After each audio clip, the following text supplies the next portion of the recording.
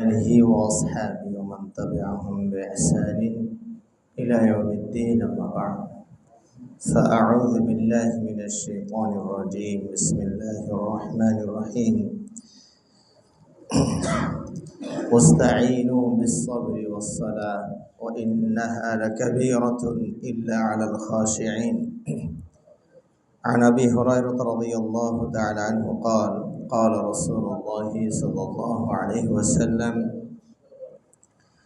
أرأيتم لو أن نهرا بباب أحدكم يغتسل فيه كل يوم خمسا هل يبقى من درنه شيء؟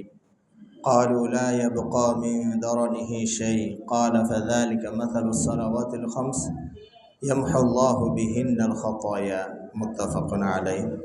আলহামদুলিল্লাহ, আমরা শুরুতেই মহান আল্লাহ সুবহানাহু ওয়া তাআলার প্রশংসা জ্ঞাপন করছি যে প্রতিকূল আবহাওয়া পরিবেশের মধ্য দিয়ে হলেও আমরা আলোচনা শুরু করতে পেরেছি এবং আপনাদের ধৈর্য চ্যুতি ঘটেনি, এই জন্য আল্লাহর শুকরিয়া আদায় করছি। আলহামদুলিল্লাহ।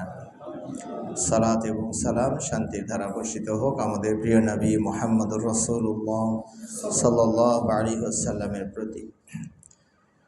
আমরা আজকে অত্যন্ত পরিচিত এবং গুরুত্বপূর্ণ একটি ইবাদতকে নিয়ে কথা বলব, যেটা আপনারা সবাই চেনেন জানেন। উদ্দেশ্য নতুন কিছু বলা বা শোনানো নয়, উদ্দেশ্য হচ্ছে পুরাতনগুলোকে আবার একটু স্মরণ করা। আল্লাহ রাব্বুল আলামিন পবিত্র কোরআনে নবী সাল্লাল্লাহু আলাইহি ওয়াসাল্লামকে বলছেন, ওয়াযাক্কির ফাইন্না যিকরা তানফাউল মুমিনিন। মুমিনদেরকে স্মরণ করিয়ে দিন। স্মরণ করিয়ে দিন মানে তারা অনেক কিছু জানে, অনেক জানার নিচে কিছু জানা চাপা পড়ে যায়, সেটাকে আবার একটু খোসা দিয়ে ক্লিক করে উপরে উঠিয়ে দেওয়া। তো এতে করে লাভ হবে কি? আল্লাহ বলছেন তানফাউল মুমিনিন, মুমিনদের লাভ হবে, মুমিনদের উপকার হবে। তা যদি না হয় তাহলে বুঝতে হবে ঈমান নামক ব্যাটারিতে সমস্যা আছে, ঈমান নামক ব্যাটারিটা ডাউন হয়ে গিয়েছে, ওর পরিচর্যার দরকার আছে। তো আজকে আসলে আমি আন্তরিকভাবে দুঃখ প্রকাশ করছি যে আসতে একটু দেরি হয়ে গিয়েছে। আমি যেভাবে গতানুগতিকভাবে বের হই সেভাবেই বের হয়েছি। আমাদের জুমাটা ছিল, বা এবছর তো প্রায় আমি জুমা পড়ছে জামিয়া সালাফিয়া রূপগঞ্জ হাটাপোতে, ওখানে জুমা পড়েই দুপুরের খাবার শেষ করি আমি রওনা করি। সেভাবেই আজকেও রওনা করেছি। কিন্তু ওই যে আমাদের ছাত্র আর বাস শ্রমিক মালিকদের একটা দ্বন্দ্ব চলছে আজকে, মানে আজকের হরতালটা মালিক পক্ষের পক্ষ থেকেই, তারাই গাড়ি নামাচ্ছে না। তো ওটা নিয়ে একটু সমস্যা। সকালের দিকে গিয়েছে ওইটা, এখন বিকেলের দিকে মনে হয় একটা সুরাহা বা কিছু একটা হয়েছে, গাড়ি সব মনে ছেড়ে দিয়েছে। এখন হয়েছে যানজট আর যানজট।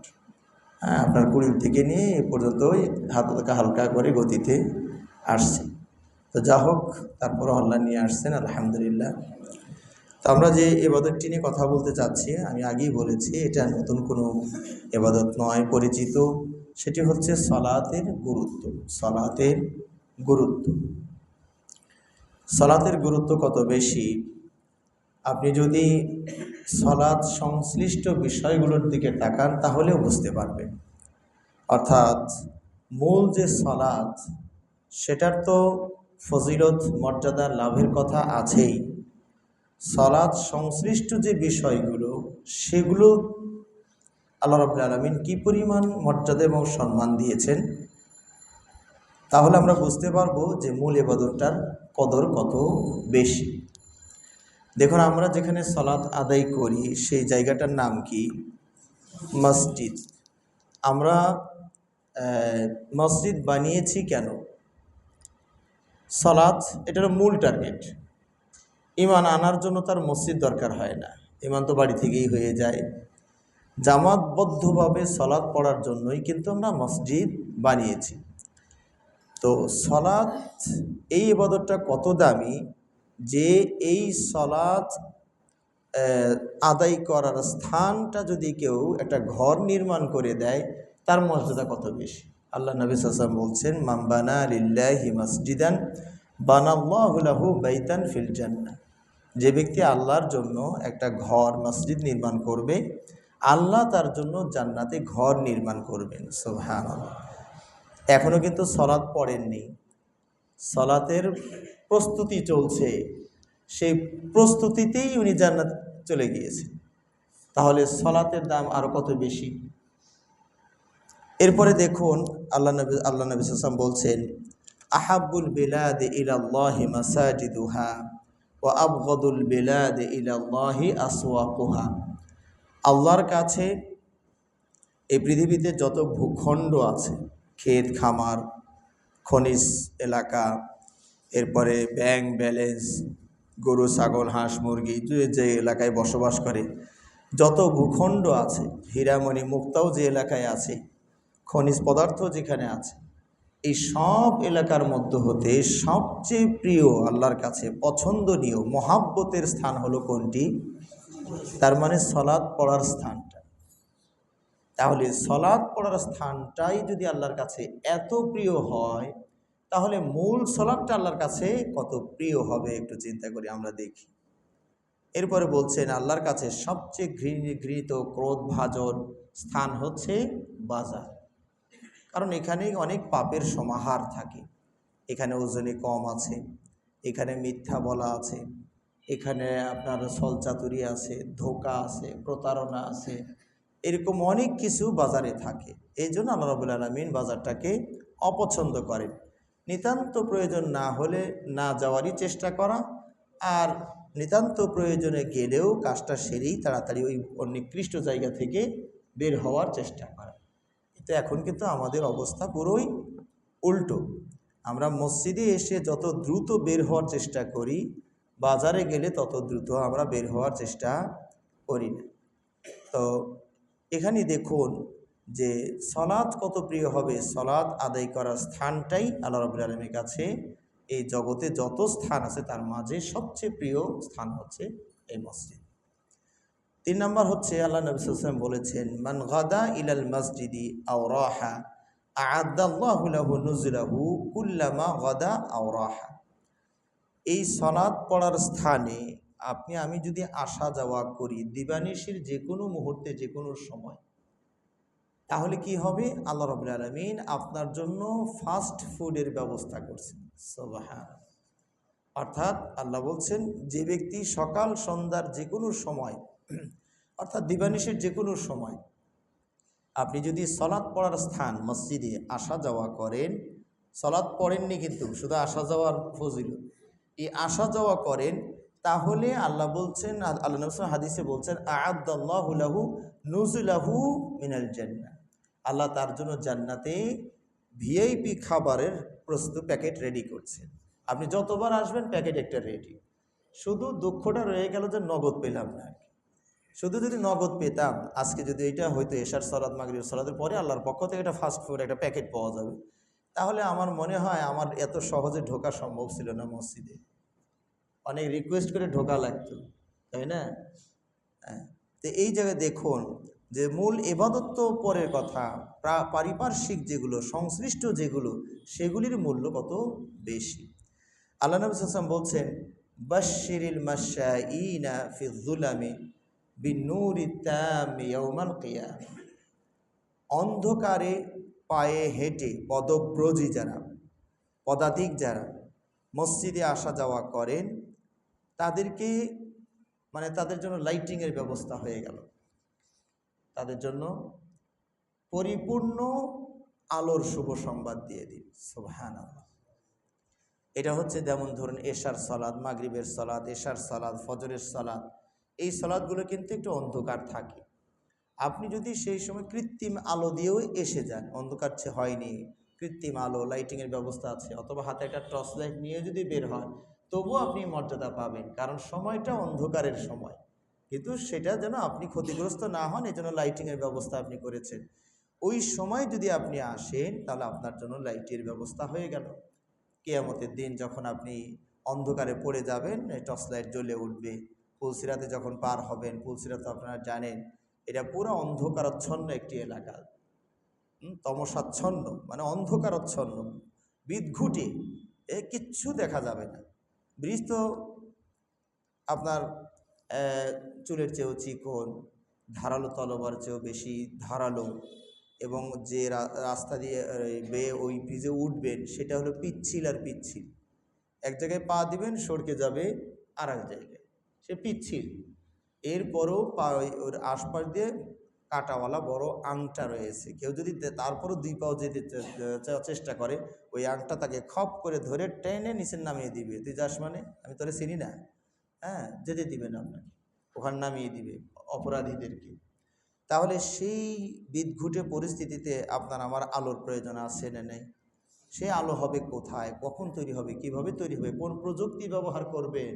এই যে সকাল রাত সন্ধ্যাবেলায়, রাত্রিবেলায়, ফজরের সময় মসজিদে আসা যাওয়া করবেন। সালাত পড়েননি কিন্তু খালি আসা যাওয়া, তাতেই আপনার নূর রেডি হয়ে আছে। সুবহানাল্লাহি ওয়া বিহামদিহি, সুবহানাল্লাহিল আযীম। এবং এখানে আমি আরেকটা বিষয় বলি, যেটা আমি আপনাদের কৃতি সন্তান অধ্যাপক মোবারক আলী স্যারের মুখ থেকে শুনেছিলাম, আল্লাহ তাকে জান্নাতবাসী করুন, আমিন। তিনি বলেছিলেন ডায়াবেটিসের চিকিৎসা কি আটা আর হাঁটা। ডায়াবেটিসের চিকিৎসা আটা আর হাঁটা। তো এই দেখুন আল্লাহ রাব্বুল আলামিন নবী সাল্লাল্লাহু আলাইহি ওয়াসাল্লামের এই যে এখানে হাঁটার ব্যবস্থা করেছে। আপনি বাড়ি থেকে হেঁটে আসবেন, বাশশিরিল মাশাইন বলা হয়েছে। মাশিন মানে হাঁটনেওয়ালা, আর এখানে মাশাইন খুব বেশি যারা হাঁটে তাদেরকে শুভ সংবাদ দেওয়া হয়েছে। এখন যদি আপনি দূর থেকে, খুব বেশি দূর থেকে বাহনে করে আসেন, সেটার জন্য হয়তো ব্যাখ্যা করা লাগবে যে আলোটা তাই তিনি পাবেন কি না। সেটা ব্যাখ্যা করা লাগবে কিভাবে, যে হ্যাঁ একটা সাইকেল উনি কিনেছেন, ঠিক আছে, সাইকেলে চড়ে আসছেন, তো সাইকেল কিনতে হলে তাকে তো অনেক খড়কুটো পুড়তে হয়েছে, অনেক জায়গায় যেতে হয়েছে, কামাই করতে হয়েছে, হাঁটতে হয়েছে। ওই বাকি হাঁটাটা এখন আর হাঁটা লাগে না, সাইকেলে চড়ে চলে আসছে। তো ওটা হয়তো ব্যাখ্যা করা লাগবে, কিন্তু সরাসরি যিনি হেঁটে এসেছেন তার কিন্তু ব্যাখ্যার প্রয়োজন হচ্ছে না। এরপরে আল্লাহ নবী সাল্লাল্লাহু আলাইহি ওয়াসাল্লাম বলেছেন, এই মসজিদে যারা যত দূর থেকে আসবেন, আযমুন নাসি আজরান ফিস সালাতি আবআদুহুম মামশান ফাআবআদুহুম মামশান। এই মসজিদে যারা আপনারা এসেছেন, যারা সবচেয়ে বেশি দূর থেকে এসেছেন, তারা সবচেয়ে বেশি সওয়াবের ভাগী হয়েছে। এখানে কিন্তু হাঁটার কথাই বলা হয়েছে। হেঁটে যারা এসেছেন, দূর থেকে হেঁটে এসেছেন, তাহলে সলাৎ তো পড়বেনই, সেটা তো পরের কথা। এই সলাতের জন্য মসজিদে শুধু আসলেন, তাতেই আপনার এই পরিমাণ সওয়াব রেডি হয়ে গেল। সুবহানাল্লাহ। মসজিদের পাশে, আল্লাহ নবী সাল্লাল্লাহু আলাইহি ওয়াসাল্লামের মসজিদ তথা মসজিদের নববীর পাশে একটু জায়গা খালি হয়ে গেল। অর্থাৎ কোনো একটা গোত্র তারা কী কারণে মদিনা ছেড়ে শাম দেশে বা কোনো একটা এলাকাতে তারা চলে গেলেন, ওই এলাকাটা খালি হয়ে গেল। বানু সালামা নামে একটা গোত্র, তারা একটু দূরে বসবাস করতেন। যখন দেখলেন পাশে একটা জায়গা, মসজিদের পাশে জায়গা খালি হয়ে গেল, তখন তারা ওই দূর থেকে এসে এখানে বাড়ি করার সিদ্ধান্ত গ্রহণ করেন। আনাগোনা চলছে। তো আল্লাহ নবী সাল্লাল্লাহু আলাইহি ওয়াসাল্লাম তাদেরকে বললেন, বানু সালামা, তোমরা কি এরকম এরকম ইচ্ছা করেছো নাকি? বলে, হ্যাঁ আল্লাহ রাসূল, আমরা তো এমন একটা চিন্তা ভাবনা করছিলাম। আল্লাহ নবী সাল্লাল্লাহু আলাইহি ওয়াসাল্লাম বললেন, দিয়ারাকুম তুকতাবু আথারুকুম, দিয়ারাকুম তুকতাবু আথারুকুম, তোমরা তোমাদের অবস্থানকে আঁকড়ে ধরো, অত দূর থেকে আসার প্রতিটি পদ পায়ের ছাপ লিপিবদ্ধ করা হবে। সুবহানাল্লাহ। এই জন্য সালাফদের কেউ কেউ এই পায়ের বেশি সওয়াব নেওয়ার জন্য, যার বাড়ি কাছে, উনি ইচ্ছা করে পাটা ছোট করে ফেলতেন। পায়ের কদম যত বেশি, ফজিলত তত বেশি। উনি দূর থেকে অনেক কদম দিয়ে আসছেন, আর আপনি তো বাড়ি পাশে আছেন, একটু ঘন ঘন ছোট ছোট পা ফেলে আসেন, তাহলে কি হবে? এটা সালাফদের কৌশল। আল্লাহর কাছে কৌশল করে যদি একটু সব বেশি নিয়ে নেন, তা আল্লাহর কি কোনো লস আছে নাকি? আমি তো এটা রমজান মাসে আলোচনায় আপনাদেরকে এটাও শিখিয়েছি, যে ধরুন আপনার কাছে একটা খেজুর, আমার কাছে একটা খেজুর, দুজনেই সওম রাখছি। তা আমারটা দিয়ে যদি আমি ইফতার করি, আপনারটা দিয়ে যে আপনি ইফতার করেন, তাহলে সব আমাদের একটা, আপনারও একটা।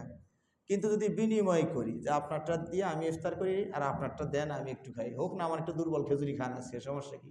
আপনারটা আজোয়া, আমারটা না হয় অন্য কিছুই খান আজকে। এই যদি এটি কৌশল করে আপনার বদল বদল করি, তাহলে কয়টা সওম হয়ে যায়? ডবল হয়ে যায়। মানে উনি আমাকে ইফতার করাইছে, আমি ওনাকে ইফতার করিয়েছি। এই যে কৌশল করে আল্লাহর কাছে সওয়াব নিন, আল্লাহর বেশি খুশি। কথা বুঝতে পেরেছেন?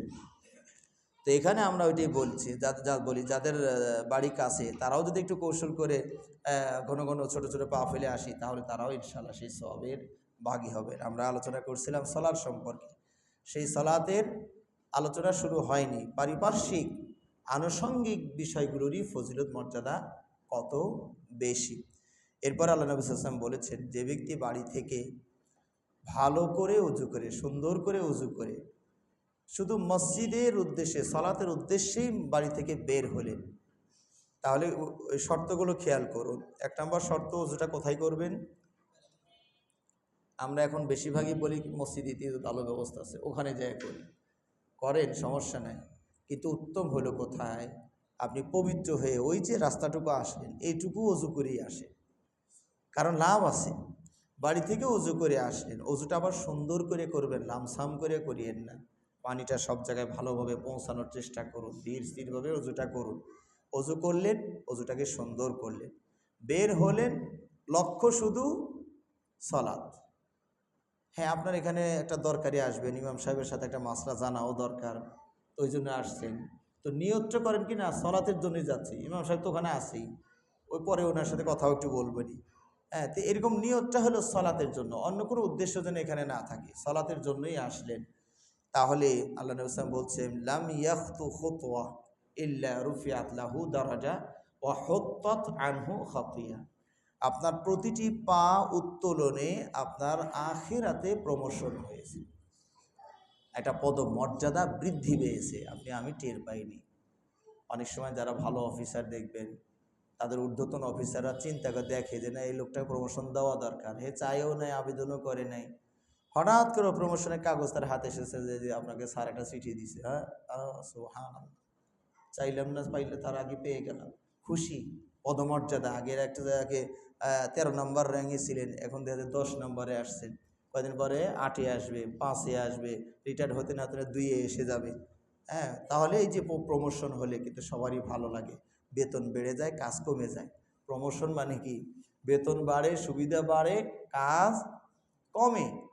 তো আপনার এরকম প্রমোশন হবে, প্রতিটি পা তুলবেন, প্রমোশন বেড়ে গেল।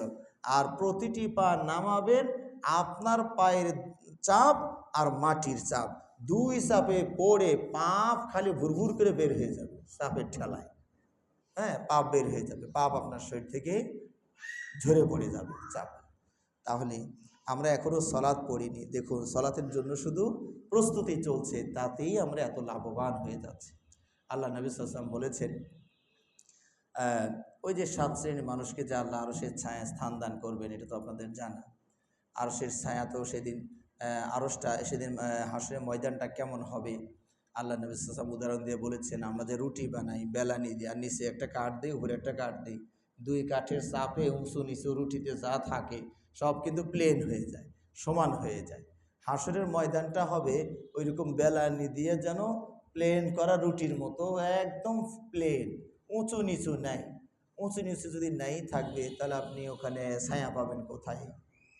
একটা পর্বত যদি উঁচু থাকে, একটা বাড়ি যদি উঁচুতে থাকে, তাহলে না একটা ছায়ার ব্যবস্থা হবে।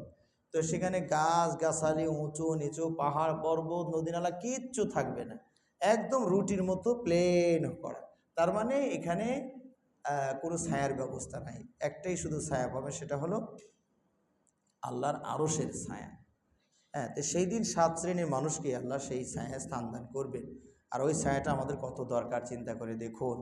আল্লাহ নবী সাল্লাল্লাহু আলাইহি ওয়াসাল্লাম বলেছেন, ওই দিন সূর্যটা 1 মাইল নিচে নেমে আসবে। 1 মিল বলা হয়েছে, মিল, 1 মাইল নিচে নেমে আসবে। এখন কিন্তু সূর্য বিজ্ঞানীদের গবেষণা অনুযায়ী 15 কোটি কিলোমিটার দূর থেকে তাপ দেয়, 15 কোটি কিলোমিটার। সেই তাপে আমরা অতিষ্ঠ হয়ে যাই। হ্যাঁ, হাত পাকা হাঁকাই, ইলেকট্রিক ফ্যান হাঁকাই, সর্বশেষ এসিওর ব্যবস্থা হয়ে গেল।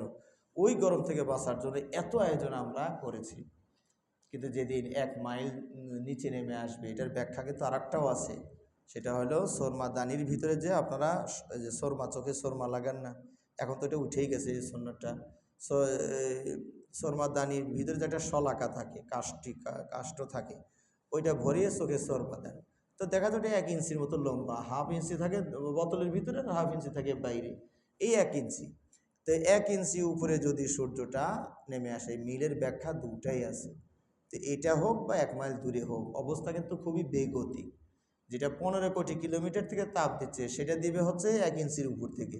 তার কি পরিমাণ ভয়াবহ তাপের সৃষ্টি হবে, কিসের আয়না ঘর আর কিসের যে কি যেন ঘর টর করছে সব, এগুলো তাপ আলোর ঘর, এগুলো তো কোনো শাস্তিই না। আল্লাহ যেটা ব্যবস্থা করে রাখছে, তো সেখানে ছায়ার দরকার হবে। ছায়াটা কিসের ব্যবস্থা হবে? টিকিট কাটতে হবে। সালাত ওয়ারাজুলুন কলবুহু মুআল্লাকুম বিল মাসাজিদ, যার হৃদয়টা মসজিদের সাথে লটকানো, ঝুলন্ত।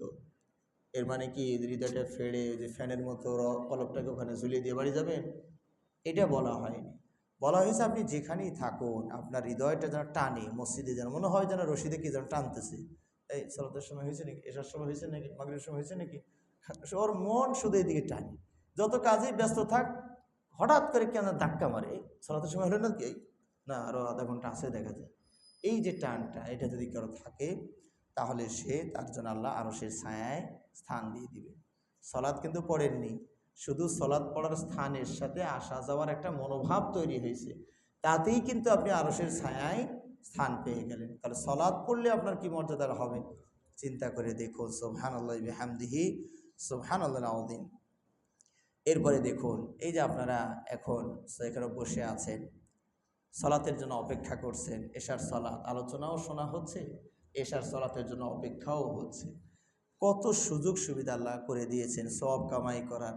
আল্লাহ নবী সাল্লাল্লাহু আলাইহি ওয়াসাল্লাম বলেছেন, ওয়ালা ইয়াজালু আহাদুকুম ফি সালাতিন মান তাযারতুমুস সালাহ, তোমরা ততক্ষণ পর্যন্ত সলাতেই থাকবে যতক্ষণ তোমরা সলাতের অপেক্ষায় থাকবে।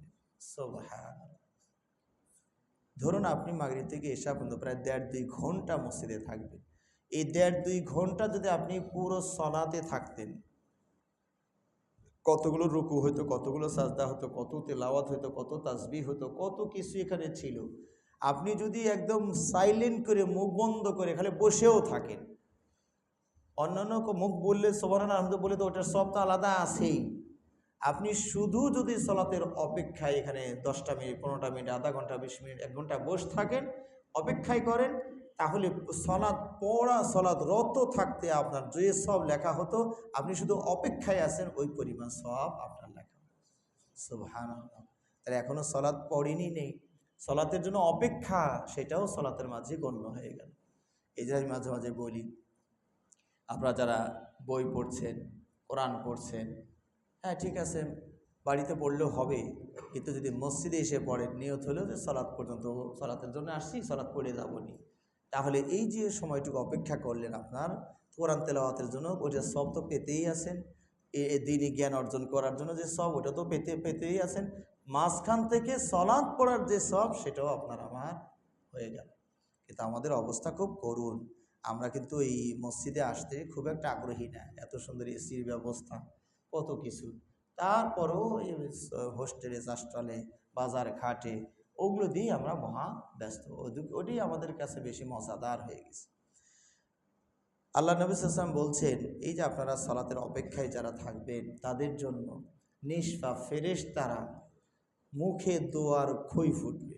সুবহানাল্লাহ। ফেরেশতারা বলতে থাকে যারা আপনার অপেক্ষায় আছেন, আল্লাহুম্মা গফির লাহু, আল্লাহুম্মা তুব আলাইহি, আল্লাহ একে আল্লাহ ক্ষমা করুন, আল্লাহ তওবা কবুল করুন। তা আমরা মাঝে মাঝে শায়েখ মাশায়েখদেরকে বলি, শায়েখ একটু দোয়া করিন, একটু দোয়া করি, ইমাম সাহেব একটু দোয়া করিয়েন। তা আমরা তো একবারে নিষ্পাপ না রে ভাই। কারো যদি কাবিরা গুনাহ নাও থাকে, তো সগীরা গুনাহ থেকে তো কেউ রেহাই পায়নি, এটা তো সবারই আছে। তো আমরা দোয়া করলে কবুল হওয়া না হওয়া, সেটা তো বিবেচনার বিষয়। কিন্তু নিষ্পাপ ফেরেশতা যদি আপনার জন্য দোয়া করে, সুবহানাল্লাহ, তো ফেরেশতার মুখটা চালু করার দায়িত্ব, অন করার দায়িত্ব কার? আপনার। আপনি একটু সলাতের জন্য এসে অপেক্ষা করেন, এক সালাত পড়েছেন, আর এক সালাতের জন্য একটু অপেক্ষায় থাকুন, তাহলে ফেরেশতার মুখ অন হয়ে যাবে। এটাই সুইচ। এই যে সুইচ অন হয়ে গেল, এদের কোনো ক্লান্তিও নাই, খাওয়াও নাই, থাকাও নাই, টয়লেট বাথরুমও নাই, পুত পবিত্র। লা ইয়াসুনাল্লাহা মা আমারাহুম ওয়া ইয়াফআলুনা মা ইউমারুন। আল্লাহর যা তাদেরকে আদেশ করে তাই বাস্তবায়ন করে, কখনো তারা নাফরমানি করে না। সেই নিষ্পাপ ফেরেশতারা যদি আপনার জন্য দোয়া শুরু করে, কবুলের সম্ভাবনা কত বেশি। এটা কিন্তু সলাৎ পড়ছেন না, তাতেই ফেরেশতার দোয়া শুরু হয়ে গেল। তো সলাৎ শুরু করলে যে আরও কী হবে তো আল্লাহ মাহবুব জানেন, সেটা আমরা পরে সবাই পেলে বলবো ইনশাআল্লাহ। এটা হলো দেখুন সলাতের স্থানে বানানো, সলাতের স্থানে আসা যাওয়া করা, সলাতের স্থানে একটু বসে বসে অপেক্ষা করা, এতক্ষণ ধরে পড়েছেন এইটারই লাভই রাখবেন কোথায় সেটা চিন্তা করুন। এছাড়াও দেখুন এই যে সলাতের জন্য যে আমরা আজানের ব্যবস্থা করেছি, মুয়াজ্জিনের ফজিলত মর্যাদা কত বেশি। আল্লাহ নবী সাল্লাল্লাহু আলাইহি ওয়াসাল্লাম বলছেন, আল মুআযযিনুন আতওয়ালুন নাসি ইয়াউমাল কিয়ামা, আল মুআযযিনুন ইয়াকুনুনা আতওয়ালান নাসি আ'নাকান ইয়াউমাল কিয়ামা। যারা মুয়াজ্জিন কিয়ামতের দিন তাদের গর্দানটা সব মানুষের সাইজের চেয়ে একটু উঁচু হবে। কেন? ওনারই মর্যাদা হলো কেন? উনি সলাতের জন্য ডাক দিছে মাত্র, উনি কিন্তু এখনও সলাৎ পড়েনি, উনি পড়বে তো আর 2-4 জনকে ডাকতেছে, ভাই আপনারা একটু আসেন, তাহলে আমার আরও একটু সওয়াব, জামাতের সওয়াব অনেক বেশি। উনি শুধু ডাক দিয়েছে, এই ডাক দেওয়ার কারণে কিয়ামতের দিন তার মর্যাদা এত বেড়ে গিয়েছে সলাতের জন্য। সুবহানাল্লাহ, সুবহানাল্লাহ। এই যে গর্দান উঁচু হবে, এটার দুটো ব্যাখ্যাই হতে পারে। একটি হচ্ছে যে মর্যাদার দিক থেকে তিনি অনেক উপরে থাকবেন, হোক না খাটো মানুষ, কিন্তু মর্যাদায় তাকে ওখানে উন্নত করবে। যেমন ধরুন এখানে যদি আমাদের কোনো এমপি সাহেব আসে, মন্ত্রী সাহেব আসে, আমাদের মতো মানুষই ধরেন, চেহারাও বিশ্রী ধরেন, খাটোই, খুঁজে বের করা লাগে, তারপরও মানের দিক থেকে তো উনি উন্নত হয়ে গেছেন, যেহেতু মন্ত্রী সাহেব উনি। তো কেয়ামতের দিন এই মুয়াজ্জিন সাহেব উনি, যদিও আজকে আমাদের সমাজে মুয়াজ্জিন এটা তো মানে মানে না কাজ না পেয়ে আর কি দায়িত্ব পালন করার করছে আর কি, মানে আমাদের দেশে এটা একটা ছোট একটা পদ, মানে নিম্নমানের একটা পদ, কিন্তু আল্লাহর কাছে এটা কত বেশি যে এই লোকটা ফজরের সময় সবার ঘুম ভাঙানোর চেষ্টা করছে, ভাই আসেন, আজান দেওয়াটা কত কঠিন, ফজরে মুয়াজ্জিনের দায়িত্ব পালন করে দেখতে হবে যে আসলে পারবো কি না। মুয়াজ্জিন সাহেব তো একটু একটু 5 মিনিট দেরি হলেই তো সবাই মানে অ্যাকশনের যাওয়ার চেষ্টা করেন। এর মানে আবার এটা বলছিলেন যে মুয়াজ্জিন সাহেব আজকে শুনে তাহলে বুঝবে জনগণ ঠান্ডা করছি, একটু দেরিতে উঠলেও হবে। কেউ আবার সুযোগ নেওয়ার চেষ্টা করিয়েন না, আপনি আপনার দায়িত্ব যেভাবে হোক পালন করার চেষ্টা করবেন। তাহলে এই মুয়াজ্জিনের মর্যাদা কত বেশি, তিনি কি কাজ করেছেন? সালাত তো পড়েননি, সালাত পড়ার জন্য প্রস্তুতি নিচ্ছেন, তাতেই তার মর্যাদা এত বেশি হয়েছে। তাহলে দুটো অর্থ হলো, হয়তো মর্যাদার দিক থেকে উনি উন্নত হবেন, অথবা সত্যিই তার গর্দানটা একটু উঁচু হবে। হাসরের ময়দানে আর কাউকে দেখতে পান বা না পান, ওই যে মুয়াজ্জিন দেখছেন, ওই যে মুয়াজ্জিন, তাদের মর্যাদা কত বেশি। এটা আবার এমনটি মনে করবেন না যে জিরাফের মতো ঘাড় মনে লম্বা করে দিবে, তো একটা বিশ্রী সাইজ, না, এটা না। আল্লাহ যেটা করবেন সেটা তো মানে উনি তো ভিআইপি মেহমান, তাহলে ওনার জন্য যে আকার দিলে চিত্তাকর্ষক হবে, মনোমুগ্ধ করা হবে, আল্লাহ সেই আকারই সেদিন দিয়ে দিবে। সুবহানাল্লাহি ওয়া বিহামদিহি সুবহানাল্লাহিল আযীম। আল্লাহ নবী সাল্লাল্লাহু আলাইহি ওয়াসাল্লাম আরো বলছেন, লা ইয়াসমা'ু মাদা সাউতিল মুআদ্দিন জিন্নুন ওয়ালা ইনসুন ওয়ালা শাইউন ইল্লা শাহিদা লাহু ইয়াউমাল কিয়ামা। মুয়াজ্জিনের আওয়াজ জিন, ইনসান, এমনকি যে কোনো বস্তু, পরেরটার ব্যাপক করে বলা হয়েছে, জিন, ইনসান, যে কোনো বস্তু, মানে কি এই যে কার্পেট, চাদর, বিছানা, টাইলস, মোজাইক, ফ্যান, লাইট, এরপরে তৃণলতা, ঘাস পাত, আশপাশের হাঁস মুরগি, পিপিলিকা, কীট পতঙ্গ, যারা যারা এই আওয়াজ শুনবে কিয়ামতের দিন এরা সবাই তার পক্ষে সাক্ষী দিবে। সুবহান। একটা মামলা, একটা দুর্ঘটনা ঘটে গেছে, আপনি অপরাধী না, তাও আপনার মামলায় জড়িয়ে দিয়েছে, আপনি সাক্ষী খুঁজতেছেন, কি একটু সাক্ষী দিবে যে আমি ওখানে ছিলাম না, আমারে মিথ্যা করে আমি ছিলাম হলো ঢাকায়, আমি ছিলাম রাজশাহীতে, পারিবারিক গণ্ডগোল, আমারে দিয়ে দিছে মামলার আসামি। কথা বুঝতে পেরেছেন? সাক্ষী খোঁজে মানুষ। আর মুয়াজ্জিনের আজানে সব তার পক্ষে সাক্ষী। একটু বিপদে হয়তো পড়েই গেছেন, ধরেন মুয়াজ্জিন সাহেব কিয়ামতের দিন একটু বিপদে পড়েই গেলেন, তখনই সব সাক্ষী এসে বলবে, আল্লাহ ও ভালো মানুষ, আমাদের ওই এলাকায় আজান দিছে, আমরা শুনছি আজান, আল্লাহ কি হয়েছে না আছে একটু দেখেন তো কিছু করা যায় কিনা, সবাই তার পক্ষে সাক্ষী দিবে। সুবহানাল্লাহ।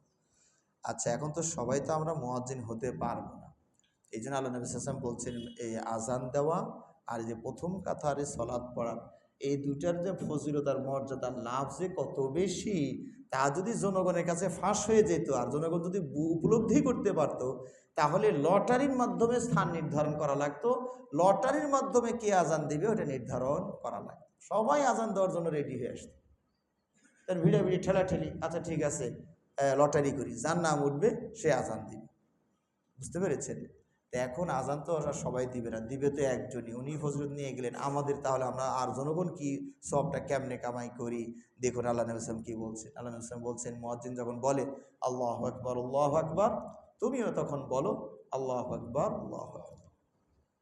এইভাবে আজান শেষ করে দিলেন। আপনিও ওই কথাগুলো বললেন, হ্যাঁ, যেখানে চেঞ্জ আছে সেখানে চেঞ্জ করেই বললেন লা হাওলা ওয়ালা কুওয়াতা ইল্লা বিল্লাহ। এরপরে আল্লাহ রাব্বা হাদিহি দাওয়াতি তাম্মাটা পড়লেন। আল্লাহ নবী সাল্লাল্লাহু আলাইহি ওয়াসাল্লাম বলছেন যে যে ব্যক্তি আমার জন্য ওয়াসিলা দোয়া আছেন, আতি মুহাম্মাদানিল ওয়াসিলাতা ওয়াল ফাদিলা। এই ওয়াসিলা এটা কিন্তু একটা স্থানের নাম, জায়গার নাম। জান্নাতে একটা সম্মানিত একটা স্থান, ওই স্থানটা একজন ব্যক্তিই পাবেন, সেটা নবী মুহাম্মদুর রাসূলুল্লাহ সাল্লাল্লাহু আলাইহি ওয়াসাল্লাম। সেই নবী মুহাম্মদ সাল্লাল্লাহু আলাইহি ওয়াসাল্লাম বলছেন হাল্লাত লাহু শাফাআতি ইয়াউমাল কিয়ামা। আজানের জবাবটা দিবেন। এখন এই ক্ষেত্রে এই আমলটা আমাদের কাছে আজ হারিয়ে গেছে। আজান হচ্ছে, খুব শুধু টেরটা পাইলাম যে আল্লাহ এইটুক খালি কানে আছে, অর্ধেক পুরার যাইও নাই আল্লাহ আকবার, এরপরে মন সরে গেছে। বিষয়টা খেয়াল করছেন? আল্লাহ আজান দিচ্ছে, আচ্ছা ঠিক আছে ভাই বলেন তো কই যাবেন জানি, কি জানি বললেন জানি, শুরু হয়ে গেল কথাবার্তা। এরপরে শেষ হলে তারপরে মসজিদে আসার চিন্তা ভাবনা করি। আজানের জবাব দেওয়া আমাদের ভিতর থেকে উঠে গেল। যখন আপনি আজানের জবাব দিলেন, তার মানে আপনিও একটা আজান দিলেন। তা আপনার আওয়াজও যারা যারা শুনবই সব মর্যাদা তো আপনিও পেয়ে যাবেন। সুবহানাল্লাহি বিহামদিহি, সুবহানাল্লাহিল আযীম। তো আল্লাহ নবী সাল্লাল্লাহু আলাইহি ওয়াসাল্লাম বলছেন যে ব্যক্তি আজান দিল, আজানের জবাব দিল, এরপরে এই দোয়াটা পড়লো, তারপরে কি বলছেন, হাল্লাত লাহু শাফাআতি ইয়াউমাল কিয়ামা। তার জন্য সুপারিশ করা আমি নবীর উপরে ওয়াজিব হয়ে যায়। সুবহানাল্লাহ, হালাল হয়ে যায় মানে ওয়াজিব হয়ে যায়। হ্যাঁ, তাহলে এখন আমরা সালাত পড়িই নেই, শুধুমাত্র প্রস্তুতির মধ্যে আছি, তাতেই আমাদের মর্যাদার কত বেশি আমরা লাভবান হয়েছি। আল্লাহ নবী সাল্লাল্লাহু আলাইহি ওয়াসাল্লাম আরেকটি হাদিসে বলেছেন, এই আজানের শেষে যদি আপনারা দরুদ পড়েন, একবার যদি দরুদ পড়েন, তাহলে আপনারা কী লাভ হবে? ফুতিহাত লাহু, হ্যাঁ, এটার জন্য ফজিলত হলো 10টা রহম আপনার উপরে এসে যাবে, 10টা রহম আপনার জন্য হবে। আর একটা দোয়া যদি আপনারা পড়েন আজানের পরে, আশহাদু আল্লা ইলাহা ইল্লাল্লাহ ওয়াহদাহু লা শারীকা লাহু ওয়া আন্না মুহাম্মাদান আবদুহু ওয়া রাসূলুহু রাদিতু বিল্লাহি রাব্বা ওয়া বিমুহাম্মাদিন রাসূলা ওয়া বিল ইসলামি দীনা। একটু উল্টাপাল্টাও আছে, কোনো কোনো মানে রাদিতু বিল্লাহি রাব্বা ওয়া বিল ইসলামি দীনা ওয়া বিমুহাম্মাদ সাল্লাল্লাহু আলাইহি ওয়াসাল্লাম নাবিয়্যা, এরকমও আছে। তবে আমি এখন যেটা বললাম সেটা সহিহ মুসলিমের বর্ণনা। আশহাদু আল্লা ইলাহা ইল্লাল্লাহু ওয়াহদাহু লা শারীকা লাহু ওয়া আন্না মুহাম্মাদান আবদুহু ওয়া রাসূলুহু। এরপরই রাদিতু বিল্লাহি রাব্বা ওয়া বিমুহাম্মাদিন রাসূলা ওয়া বিল ইসলামি দীনা। এইটা যদি আপনি বলেন, আল্লাহ নবী সাল্লাল্লাহু আলাইহি ওয়াসাল্লাম বলছেন গুফিরা লাহু যামবুহু, তার সব গুনাহ মাফ করে দেওয়া হবে। সুবহানাল্লাহ। সালাত পড়ছেন কি? সালাত পড়েননি, শুধু এই কাজগুলো দোয়াগুলো পড়ছেন আজানের পর, সালাতের প্রস্তুতি ভূমিকা চলছে, তাতেই আপনার গুনাহ সব মাফ। গুনাহ কিন্তু এর মধ্যে 2বার মাফ হয়ে গেল। ওই যে মসজিদে আসার জন্য পা তুললেন ফেললেন, এই যে মানে এই যে গুনাহ গুনাহ গুনাহ মানে ধ্বংস করার এই যে ব্যবস্থাপনা, বুঝতে পারছেন? পা তোলা আর নামানো, এই করলে কি হয়ে যাবে? গুনাহ মাফ হয়ে যাবে। একবার মাফ হয়েছে ওই জায়গায়। এরপরে যদি আফসা কিছু থেকেও যায় কোনো জায়গায়, কথায় কথা, তাহলে এই যে যখন এই যে দোয়াটা পড়লেন, এরপরে ওইটাও আবার ক্লিন। তারপরে আবার যখন সালাত পড়বেন, তাও আবার ক্লিন। তাহলে আপনার শরীরে গুনাহ নামক ভাইরাস থাকার আর কোনো সুযোগ নাই, এটা পরিষ্কার হয়ে যাবে। সুবহানাল্লাহ। কারণ গুনাহ নামক ভাইরাস যদি শরীরের মধ্যে থাকে, কত কঠিন বিপদ। আপনি ওই যে কবরের প্রশ্ন উত্তরে হা হা হা লা আদ্রি, ভাইরাসের কারণে উত্তর আসবে না, হা হা হা লা আদ্রি। ওই যে রব্বি আল্লাহ, দীন আল ইসলাম, নবী মুহাম্মদ, এটা বলতে পারবেন না। এই ভাইরাস থাকলে আপনি পুলসিরাত পার হইতে পারবেন না। এই ভাইরাস থাকলে জান্নাতে যেতে পারবেন না, যেতে হবে কোথায়? জাহান্নামে। সুতরাং গুনাহ নামক ভাইরাস, এটা করোনা ভাইরাসের চেয়েও কোটি কোটি গুণ বেশি মারাত্মক। এই ভাইরাস থেকে আমাদেরকে মুক্ত হতে হবে, আর এই ব্যবস্থাপনাগুলো আল্লাহ নবী সাল্লাল্লাহু আলাইহি ওয়াসাল্লাম আমাদেরকে দিয়েছেন। তাহলে এখন আমরা সালাত পড়িনি, সালাতের প্রস্তুতি চলছে, তাতেই আমরা এত লাভবান হয়ে গিয়েছি। এরপরে দেখুন, যখন আপনি ওযু করবেন, আল্লাহ নবী সাল্লাল্লাহু আলাইহি ওয়াসাল্লাম বলেছেন, মান তাওয়াদ্দা ফা আহসানা উযুআহু খরাজাত খতায়াহু মিন জাসাদিহি হাত্তা তাখরুজা মিন আযাফিরিহি। আল্লাহ নবী সাল্লাল্লাহু আলাইহি ওয়াসাল্লাম বলছেন, যে ব্যক্তি ওযু করলো, ওযুটাকে সুন্দর করে করলো, তার শরীরের সব জায়গা থেকে গুনাহগুলো ঝরে পড়ল। সুবহানাল্লাহ, সুবহানাল্লাহ। তাহলে এটা ৩ নাম্বার গুনাহ ঝরে পড়ার ব্যবস্থা, তাই না? প্রথমে মসজিদে আসা যাওয়ার একটা পা ফেলেন, তুললেন, ওখানে গুনাহ মাফ হয়েছে। তারপরে আশহাদু আল্লা ইলাহা ইল্লাল্লাহ রাযিতু বিল্লাহি রাব্বা পড়ছেন, ওটাতে মাফ হয়েছে। এরপরে মসজিদে এসে আবার ওযু করছেন, এখানে আবার মাফ হচ্ছে। কীভাবে? আপনার শরীরের সব জায়গাতে গুনাহ ঝরে পড়বে, গুনাহ নামক ভাইরাস ঝরে পড়বে। এমনকি আল্লাহ রাসূল বলছেন, হাত্তা তাখরুজা মিন আযাফিরিহি, এমনকি আপনার যে নাখরগুলো আছে, নখগুলো আছে, হ্যাঁ, মানে প্রতি হাত পায়ে কটা নখ আছে, আঙ্গুল আছে? 20টা। তাহলে গুনাহ বের হওয়ার 20টা রাস্তা ওখানে বের হয়ে যায়। সুবহানাল্লাহ, 20টা রাস্তা। এরপরে চোখের যে এই কোণ, এখানে 2টা আছে রাস্তা। আবার চোখের এই কোণ আর এই কোণ, কটা হলো? 20টা আর 4টা, কটা হলো? 24টা। নাকের যে ছিদ্র এখান দিয়ে, কটা হলো? 26টা। এই যে কানের এগুলো দিয়ে, লতি দিয়ে, এগুলোতে ঝরে পড়বে। 28টা কমপক্ষে রাস্তা এই গুনাহ বের করার জন্য আল্লাহ করে দিবেন। কিন্তু কাজটা কি? ওযু করবেন, ওযু খুলে যাবে সব দরজা। শরীরের ভিতরে, মনের ভিতরে যত গুনাহ খাতা আছে সব আল্লাহর মধ্যে ঝরে পড়ে যাবে। সুবহানাল্লাহি বিহামদিহি, সুবহানাল্লাহিল আযীম। তাই বলছিলাম যে এই ইবাদতটা আল্লাহর কাছে কত প্রিয়, একটু চিন্তা করে দেখুন। এখন পর্যন্ত কিন্তু আমরা মূল ইবাদতে আসিনি, হ্যাঁ, পারিপার্শ্বিক অবস্থায় আছি, ভূমিকাতে আছি, তাতেই কিন্তু আমরা এতগুলো লাভবান হয়ে গিয়েছি।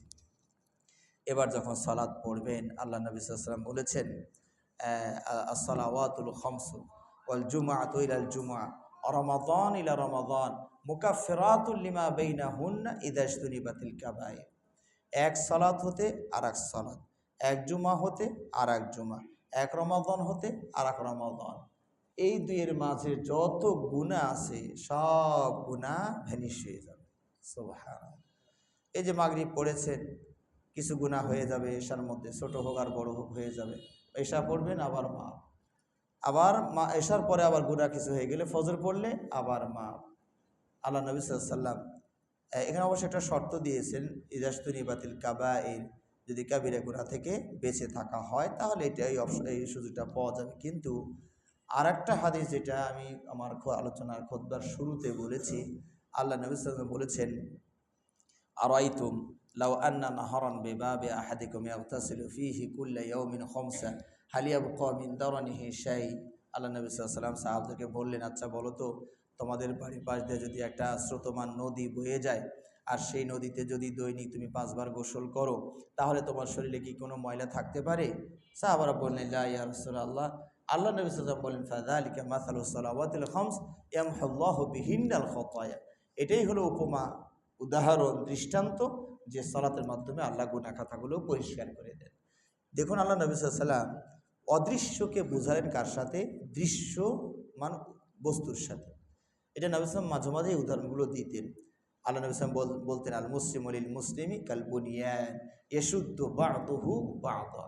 মুমিন মুসলিমের ভালোবাসাটা কেমন হবে? এটা তো দেখা যায় না, অদৃশ্য জিনিস।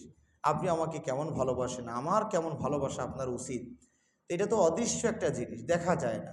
তো আল্লাহ নবী সাল্লাল্লাহু আলাইহি ওয়াসাল্লাম এই অদৃশ্যটাকে বোঝানোর জন্য দৃশ্যমান বস্তুর সহযোগিতা নিলেন। সেটা হলো কি? কাল বুনিয়ান, প্রাচীরের মতো। তো প্রাচীর কিভাবে? একটা ইট আর একটা ইটকে একদম কামড়ে ধরে আছে, পড়লে তুমি আমি শুধু একসাথে, না পড়লে দুইজনই আপনি আটকে ধরে আছে। তো এই একটা প্রাচীরে একটা ইট আর একটা ইট, একটা সিদ্ধগুলো দিয়া, চুন সুরকি দিয়া বা এখন সিমেন্ট বালু দিয়া যেমনভাবে মজবুত করা হয়েছে, তেমনি মুসলিমের মাঝে ভালোবাসাটা ওই রকম মজবুত। তাহলে এবার একটু ভালো বোঝা গেল না? মানে দৃশ্যমান বস্তুর সাথে তুলনা করলে বোঝা যায় ভালো, অদৃশ্যটাও বোঝা যায়, পরিষ্কার হয়ে যায়। আল্লাহ নবী সাল্লাল্লাহু আলাইহি ওয়াসাল্লাম বলছেন 5 ওয়াক্ত সালাত পড়লে আমাদের গুনাহগুলো কিভাবে ঝরে পড়বে সেটা উদাহরণ দিলেন কার সাথে? নদীর সাথে। স্রোতমান নদী, এটা পুকুর নয় যেখানে ময়লা আবর্জনা জমে থাকবে। যে নদীতে স্রোত আছে সে নদীতে ময়লা জমে না, ফ্রেশ থাকে পানিটা। তাহলে স্রোতমান নদীতে যদি আমরা 5 বার গোসল করি, ধরে যে ময়লা লেগেছে, পানি দিয়ে ধুয়ে ফেললেন, দেখা গেল যে হ্যাঁ নাই, তাহলে এটা দেখতে পেয়েছেন। তো আল্লাহ নবী সাল্লাল্লাহু আলাইহি ওয়াসাল্লাম অদৃশ্যটাকে এই দৃশ্যমানের সাথে তুলনা করে বুঝাইতেছেন। এই যে ময়লা লাগলে তুমি যদি গোসল করো এরকম করে, ময়লা কি থাকবে? কয় না, চলে যাবে। কয় ওই রকমই তুমি সালাত পড়লে তোমার শরীরে কোনো ময়লা থাকবে না। শেখ আলবানী রহিমাহুল্লাহ বলছেন যে অধিকাংশ উলামা বলছেন যে কাবিরা গুনার জন্য তাওবা লাগবে, ওই গুনাহটা মাফের জন্য তাওবা লাগবে। কিন্তু শেখ আলবানী রহিমাহুল্লাহ বলেছেন যে সলাৎ যদি কেউ সলাতের মতো করে যথাযথ হক আদায় করে, তার যেগুলো রোকন আছে, ওয়াজিব আছে, সুন্নাত আছে, যেভাবে পড়া দরকার সেইভাবে যদি কেউ সলাৎ পড়ে, তাহলে এই সলাতই ওই অন্যান্য গুনার কাফারা হয়ে যাবে। সুবহানাল্লাহ, তওবা, এটাই তওবা হয়ে যাবে। ওনার দলিল হলো যে আল্লাহ নবী সাল্লাল্লাহু আলাইহি ওয়াসাল্লাম বলছে তার শরীরে কি কোনো ময়লা থাকতে পারে? 5 বার যে গোসল করে তার শরীরে কি কোনো ময়লা থাকতে পারে? পারে না। সলাৎ হলে ওই রকমই। এখন যদি আপনি বলেন যে ছোট ময়লাগুলো যাবে, কাবিরা গুনাহ রয়ে যাবে, অর্থটা কি হলো? যে ধুলাবালি যাবে, মানুষের মলটা গায়ে লেগেই থাকবে, এটা বিষয়টা তো এরকম হয়ে গেল। কাবিরা গুনাহ তো বেশি মারাত্মক। 5 বার গোসল করার পরেও ধুলাবালি যাবে, কিন্তু মানুষের যে মল একটু গায়ে লেগে গেছিল ওটা রয়েই গেল, তাহলে এই গোসল করে আপনার লাভ কি হইল? তাই না? তারা শাইখ আলবানী বলছেন যে হ্যাঁ, আমাদের সলাত এটা পারবে না, আমাদের সলাত হলো দুর্বল প্রকৃতির সলাত, এই সলাত ওই ফাইটটা করতে পারবে না। হ্যাঁ, ওই ফাইট, ওই গুনাহ মাপের জন্য যে ফাইট শক্তি করা আনা দরকার, সেটা হলো যে সলাতের মতো সলাত, নবী সাল্লাল্লাহু আলাইহি ওয়াসাল্লামের সালাত, সাহাবাদের যে সালাত, এরকম যদি আমরা সালাত পড়তে পারি তাহলে তাওবাও লাগবে না, এই তো সলাতই আমার সব আগের গুনাহ মাফ করে দিবে। সুবহানাল্লাহি বিহামদিহি সুবহানাল্লাহ আযীম। সালাত যদি আপনি আদায় করেন, এই সালাতের একটা বৈশিষ্ট্য আল্লাহ কোরআনে বলে দিয়েছেন, ইন্নাস সালাত, আকিমিস সালাহ, সালাত কায়েম করুন, ইন্নাস সালাতা তানহা আনিল ফাহশাই ওয়াল মুনকার। এটার অনুবাদ কি বলুন তো? যে নিশ্চয় সালাত পাপ কাজ, গর্হিত কাজ থেকে কি করে? বিরত রাখে। এই অনুবাদে আমার একটু আপত্তি আছে, কারণ অনেক মানুষ আপনিও আপত্তি করবেন যে কীভাবে হাদিস কোরআনে আল্লাহ বলছেন যে সালাত নাকি পাপ কাজ থেকে বিরত রাখে, ও সালাতও পড়ে আবার বিড়িও টানে, ও সালাতও পড়ে মদও খায় মাঝে মাঝে এনে, ও সালাতও পড়ে সুদের সাথেও জড়িত, ঘুষ পাইলেও মাঝে মাঝে দিয়ে দেয়। তাহলে সালাত যে আল্লাহ কোরআনে বললেন যে বিরত রাখে, তো বিরত রাখলো না? এটার উত্তর দেওয়া যাবে, কিন্তু আল্লাহ কোরআনে যেটা বলেছেন অনুবাদটা দেখুন, তানহা, নাহা ইয়ানহা মানে কি ওবায়দুল ভাই? নিষেধ করা, এইটি হবে অনুবাদ। অর্থাৎ সালাত আপনাকে মানা করে, বিরত রাখে এটা তো বলে নাই, বলছে মানা করে। যেহেতু আপনার সালাত আপনাকে বলতেছে ভাই তুমি সালাত পড়ো, আমি তোমার সাথে থাকি, এই তুমি এই কাম করা তোমার ঠিক হইতেছে, তুমি সুদ খাচ্ছ, তুমি ঘুষ খাচ্ছ, তুমি ব্যভিচার করছো, তুমি হত্যা করছো, তুমি মিথ্যা বলতেছো, তুমি ধোকা দিচ্ছ, এটা কি তোমার ঠিক হচ্ছে? ভাই, সালাত আপনার মনের সাথে যুদ্ধ করতেছে। তাহলে সালাত কি করে? মানা করে। এটা হলো কোরআনে বলা হয়েছে। যে যা দেখবেন যারা সালাত পড়েন তারা সব জায়গায় যেতে পারেন না, সব অনুষ্ঠানে তারা যেতে পারেন না। হ্যাঁ, তবে অনেকে টুপিটা খুলে ঢুকে, আবার কথা বুঝতে পেরেছেন? হ্যাঁ, টুপি খুলে ঢুকলে তো হবে না। প্রকৃত সালাত যদি আমি আদায় করি তাহলে আমার কলবই এটা বাধা দিতে থাকবে, ফাইট চলবে, যুদ্ধ। হ্যাঁ, যে কাজে তোমার যাওয়া ঠিক হবে, তুমি না সালাত পড়ো, তুমি এখানে যাও কেমনি? এই সালাতই আপনাকে মনের ভিতরে মানা করবে। আর বিরত অর্থটাও যদি নেন তাহলেও সম্ভব। কিভাবে? যে একটা ঘড়ি, একটু উদাহরণ দিলে বুঝবেন। একটা ঘড়ি, তার দায়িত্ব হলো সঠিক সময়টা আপনাকে বলে দিবে। আপনার অফিস টাইম 9টা, 8টায় বের হতে হবে, ঘড়ির টাইমটা যদি ঠিক থাকে তাহলে ঠিক মতো টাইমটা আপনাকে বলে দেবে। কিন্তু যদি একটু দ্রুত চলে, তো যখন বাজে 7টা তখন দেখাবেন 10টা বাজে। তাড়াতাড়ি রেডি হয়ে গিয়ে অফিসে দেবে, কী ব্যাপার আজকে অফিসে কেউ নাই, তার মানে আপনার ঘড়ি দিয়েছিল দৌড়, ওই ঘড়ির দৌড়ের সাথে আপনিও দিয়েছেন দৌড়, সময় আসলে হয়নি, বাজে 7টা, ঘড়ি দেখাচ্ছে 10টা, ফাস্ট চলছে এটা, তাহলে এটা আপনি ঠকে গেলেন। আর যদি ঘড়ি ঘুম পাড়িয়ে উঠেও দেখেন কেউ 7টা, আরও 1 ঘন্টা ঘুমানো যায়, কিন্তু ঘড়ি যে স্লো চলছে ওর তো আপনার জানা নেই। অ্যান্ড ঘড়ি যদি স্লো চলে, যখন বাজে 10টা তখন দেখাচ্ছে আপনাকে 7টা, অফিসে গিয়ে দেখেন আপনি অ্যাবসেন্ট, কী ব্যাপার স্যার, কয়টা বাজে কয়টায় আসে, আরে আমার ঘড়ি যে এরকম ছিল। তাহলে আপনার ঘড়িটা আপনাকে সঠিক টাইম বলে দিবে কখন, যখন ঘড়িটা তার খাবার যা লাগবে, ওর যন্ত্রপাতি যা লাগবে, ও চলতে গেলে যেরকম পরিবেশ দরকার ওইরকম যদি পরিবেশ ওকে দিয়ে দেন তাহলে ও আপনাকে সঠিক সময় বলে দিবে। কিন্তু খাবার যদি বেশি দেন, ব্যাটারি লাগবে ছোটোটা, দিয়েছেন একটা বড়োটা, তা ও তো দৌড়াবে, খালি জানে পারুক আর না পারুক ও দৌড়াবে, বেশি চলবে, তখন হয়ে যাবে ফাস্ট। আর ব্যাটারি ডাউন, তাও আপনি 10 টাকা 15 টাকার খরচ করেন না, এ বেচার আর কতক্ষণ ঠেলা করে দিয়ে নিয়ে যাবে, তো পড়ে গেছে স্লো। তা আমাদের সলাৎ যদি দেখেন, সলাৎ আমাদের পাপ কাজ থেকে বিরত রাখবে যদি আমরা সলাৎটাকে ওইভাবে আদায় করি। আল্লাহ নবী সাল্লাল্লাহু আলাইহি ওয়াসাল্লাম বলেছেন, এবার আল্লাহ কথাই বলি, কোরআনে আল্লাহ নবী সাল্লাল্লাহু আলাইহি ওয়াসাল্লাম বলেছেন, আল্লাহ বলেছেন সলাৎ যদি আপনি যথাযথভাবে আদায় করেন, আপনি একটা ডিগ্রি পাবেন, একটা টাইটেল, উপাধি পাবেন, সেটা কি, আপনি মুত্তাকি, আপনি মুত্তাকি। আল্লাহ কোরআনে বলে দিয়েছেন হুদাল্লিল মুত্তাকিন আল্লাযীনা ইউমিনুনা বিল গায়বি ওয়া ইউকিমুনাস সালাহ। তাহলে সালাত যারা আদায় করলেন তারা একটা টাইটেল পাবেন। এই টাইটেল কিন্তু বিশ্বের কোনো প্রতিষ্ঠান দিচ্ছে না, স্বয়ং আল্লাহ দিচ্ছেন আপনাকে টাইটেল, উপাধি, যে আপনি হলেন মুত্তাকি। আচ্ছা, সালাত পড়লে আপনি কি অর্জন করেন, ডিগ্রি, তাকওয়া। আর তাকওয়া যদি আপনি পেয়ে যান, অর্জিত হয়ে যায়, আল্লাহর ভয় হৃদয়ে এসে যায়, তাহলে আপনার জন্য সব কিছু সহজ হয়ে যাবে। আল্লাহ আপনাকে বন্ধু করবে, ইন আউলিয়া উহু ইল্লাল মুত্তাকুন। আল্লাহ কাউকে বন্ধু বানাবে না, কাকে বন্ধু বানাবে, মুত্তাকি, যে তাকে বন্ধু বানাবে। এটার উপর অনেক কথা বলা যাবে। আল্লাহ ইউহিব্বুল মুত্তাকিন, আল্লাহ মুত্তাকিকে ভালোবাসে। দেখুন, সলাতের কারণে তাকওয়া অর্জন, তাকওয়ার কারণে সবই অর্জন। পুলসিরাত যে পার হবেন, আপনি পার হইতে পারবেন না কে, ওই তাকওয়া যদি না থাকে। আল্লাহ কোরআন বলে দিয়েছেন ওয়া ইম মিনকুম ইল্লা ওয়ারিদুহা কানা আলা রাব্বিকা হাতমান মাকদিয়া সুম্মা নুনাজ্জিল লাযীনা ইত্তাকাউ ওয়া নাযারুয যালিমিনা ফিহা জিসিয়া। আল্লাহ বলছেন যে এখানে পাপিষ্ঠদেরকে আমি ওইভাবে হুমড়ি খেয়ে ওখানে ফেলে রাখবো, শুধুমাত্র মুত্তাকীদেরকেই আমি পারাপারের ব্যবস্থা করে দিই। আচ্ছা, এরপরে পার হয়ে কি কোন ধান খেতে পাট খেতে আল্লাহ রেখে দিবে না, এরপরে ঠিকানা কোথায়, জান্নাত। তাহলে সলাতের কারণে তাকওয়া অর্জন, তাকওয়া অর্জন হলে পুলসিরাত পার, পুলসিরাত পার হয়ে ধান খেত পাট খেতে কোথাও যাবেন না, সেটা জান্নাত।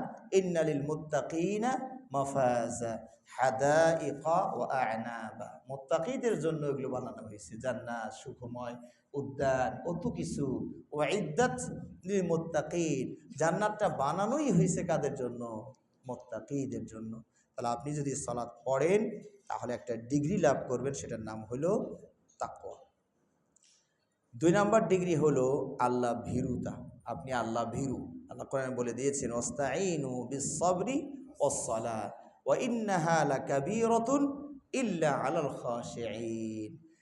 বলছেন আল্লাহ, তোমরা ধৈর্য এবং সালাতের মাধ্যমে আল্লাহর কাছে সাহায্য চাও, তবে এটা কঠিন। ওয়া ইন্নাহা লাকাবীরাতুন, এটা অনেক ভারী, এটা অনেক কঠিন, এটা সবাই পারবে না। মরদ যারা, মানে সাহসী পুরুষ নারী যারা, তারাই এটা পারবে। তিনি বলছেন ইল্লা আলাল খাশিঈন, যারা সত্যিকারে আল্লাহকে ভয় করেন তারা ছাড়া এটাকে করতে পারবে না। সুতরাং যারা আপনারা, এই যে আপনারা যারা সালাত পড়তে আসছেন, দেখুন আপনি যদি ইচ্ছা করতেন ফাঁকি দিতে পারতেন না, পারতেন না।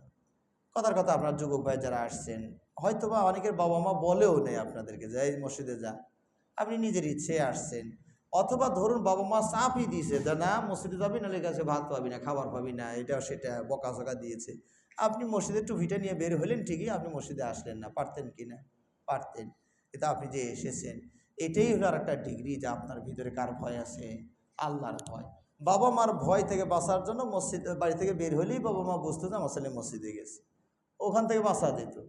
বিষয়টা তাই নয়? কিন্তু আপনার ভিতরে আল্লাহর ভয় আছে বলেই সত্যিকারে আপনি সালাতটা আদায় করেছেন। তাহলে সালাত আদায় করলে আর একটা ডিগ্রি আপনি পেলেন, সেটা কি?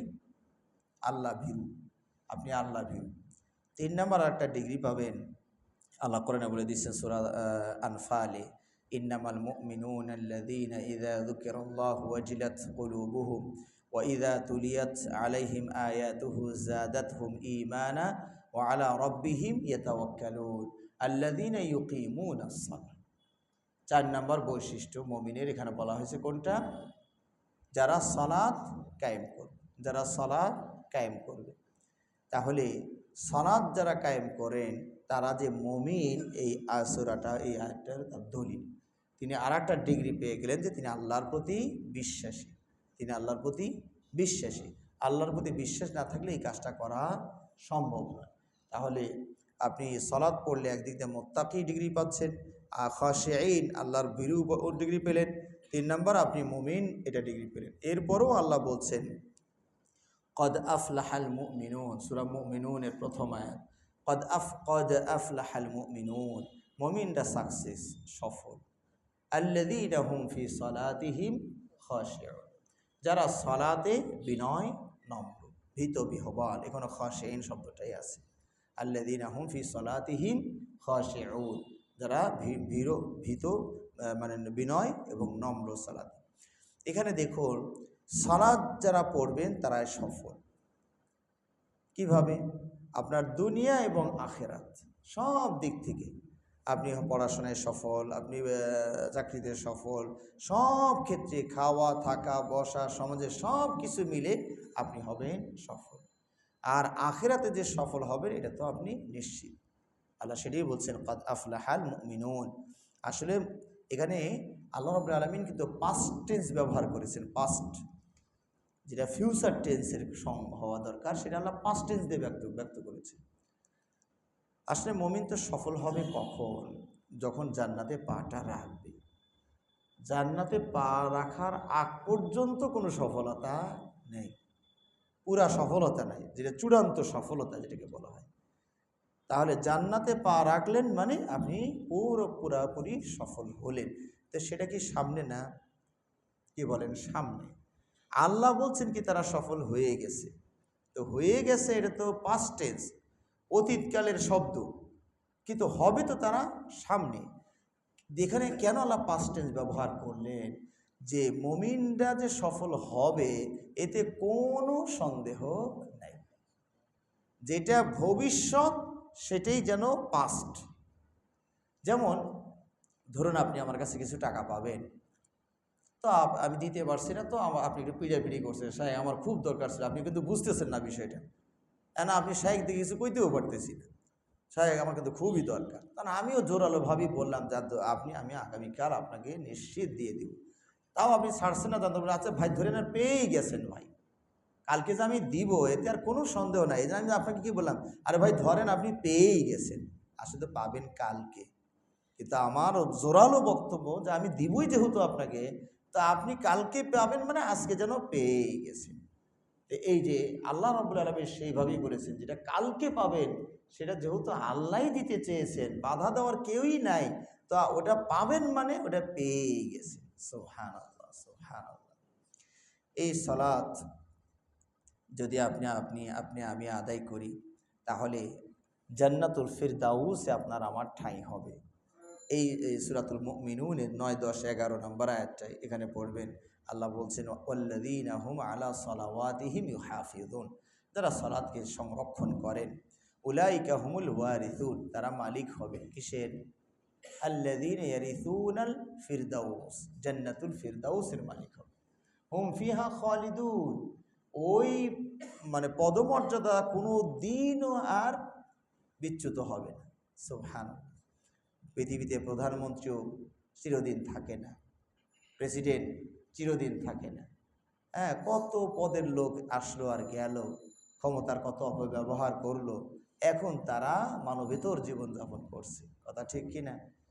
এই যে উদাহরণ তো আমাদের চোখের সামনে ভাই, তাই না? উদাহরণ আমাদের এখন নাকের ডগায় এমন দৌড়ের দৌড় যে দুপুরের খাবারটাও খাওয়া হইল না, পথের রাস্তার ছাত্ররা খেয়ে নিল খাবারগুলো।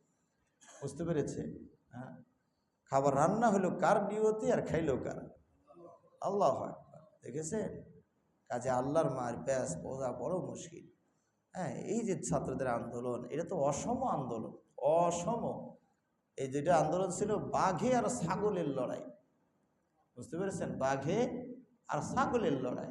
এই লড়াই দেখার জন্য কেউ যাবে? যখন ফুটবল খেলা হয় কি বলে? বাঘে সিংহে লড়াই ভাই, হই হই কাণ্ড, রই রই ব্যাপার, বাঘে সিংহে লড়াই। তার মানে দুই দলই কঠিন ভাই, একটা বাঘ একটা সিংহ, কে যে হারে আসেন দেখে যান। কিন্তু যদি মাইকে বলে ভাই আজকে এবার একটা খেলা আছে বাঘে আর ছাগলের লড়াই, তো জনগণ বলতেছে আর দেখা লাগতো না, তুমি যে বলতেছো এটাই লস, তোমারই কষ্ট, ক্যালোরি নষ্ট হচ্ছে। ও দেখে কি লাভ? একটা খুব শক্তিশালী দল আর একটা নজু ফুজু দল, ও খেলা দেখে গিয়ে মানে গোল যে কয়শো মাথার মধ্যে ডুববে আল্লাহ জানে। কাজে এই খেলা দেখতে যাবে না কেউ। তো আমাদের ছাত্রদের আন্দোলনটা ছিল এরকম অসম আন্দোলন, নিরস্ত্র, প্রশিক্ষণ নেই, দুইটা ইট পাটকেল মারারও সুযোগ পায় না। কথা বুঝতে পেরেছেন? কয়েকটা লাঠি সোটা, সামনে আছে সেনাবাহিনী, সামনে আছে পুলিশ, সামনে আছে র্যাব, অপর পক্ষে কত আনসার, এরপরে হেলমেট বাহিনী। বুঝতে পারছেন? হেলমেট বাহিনী বোঝেন তো?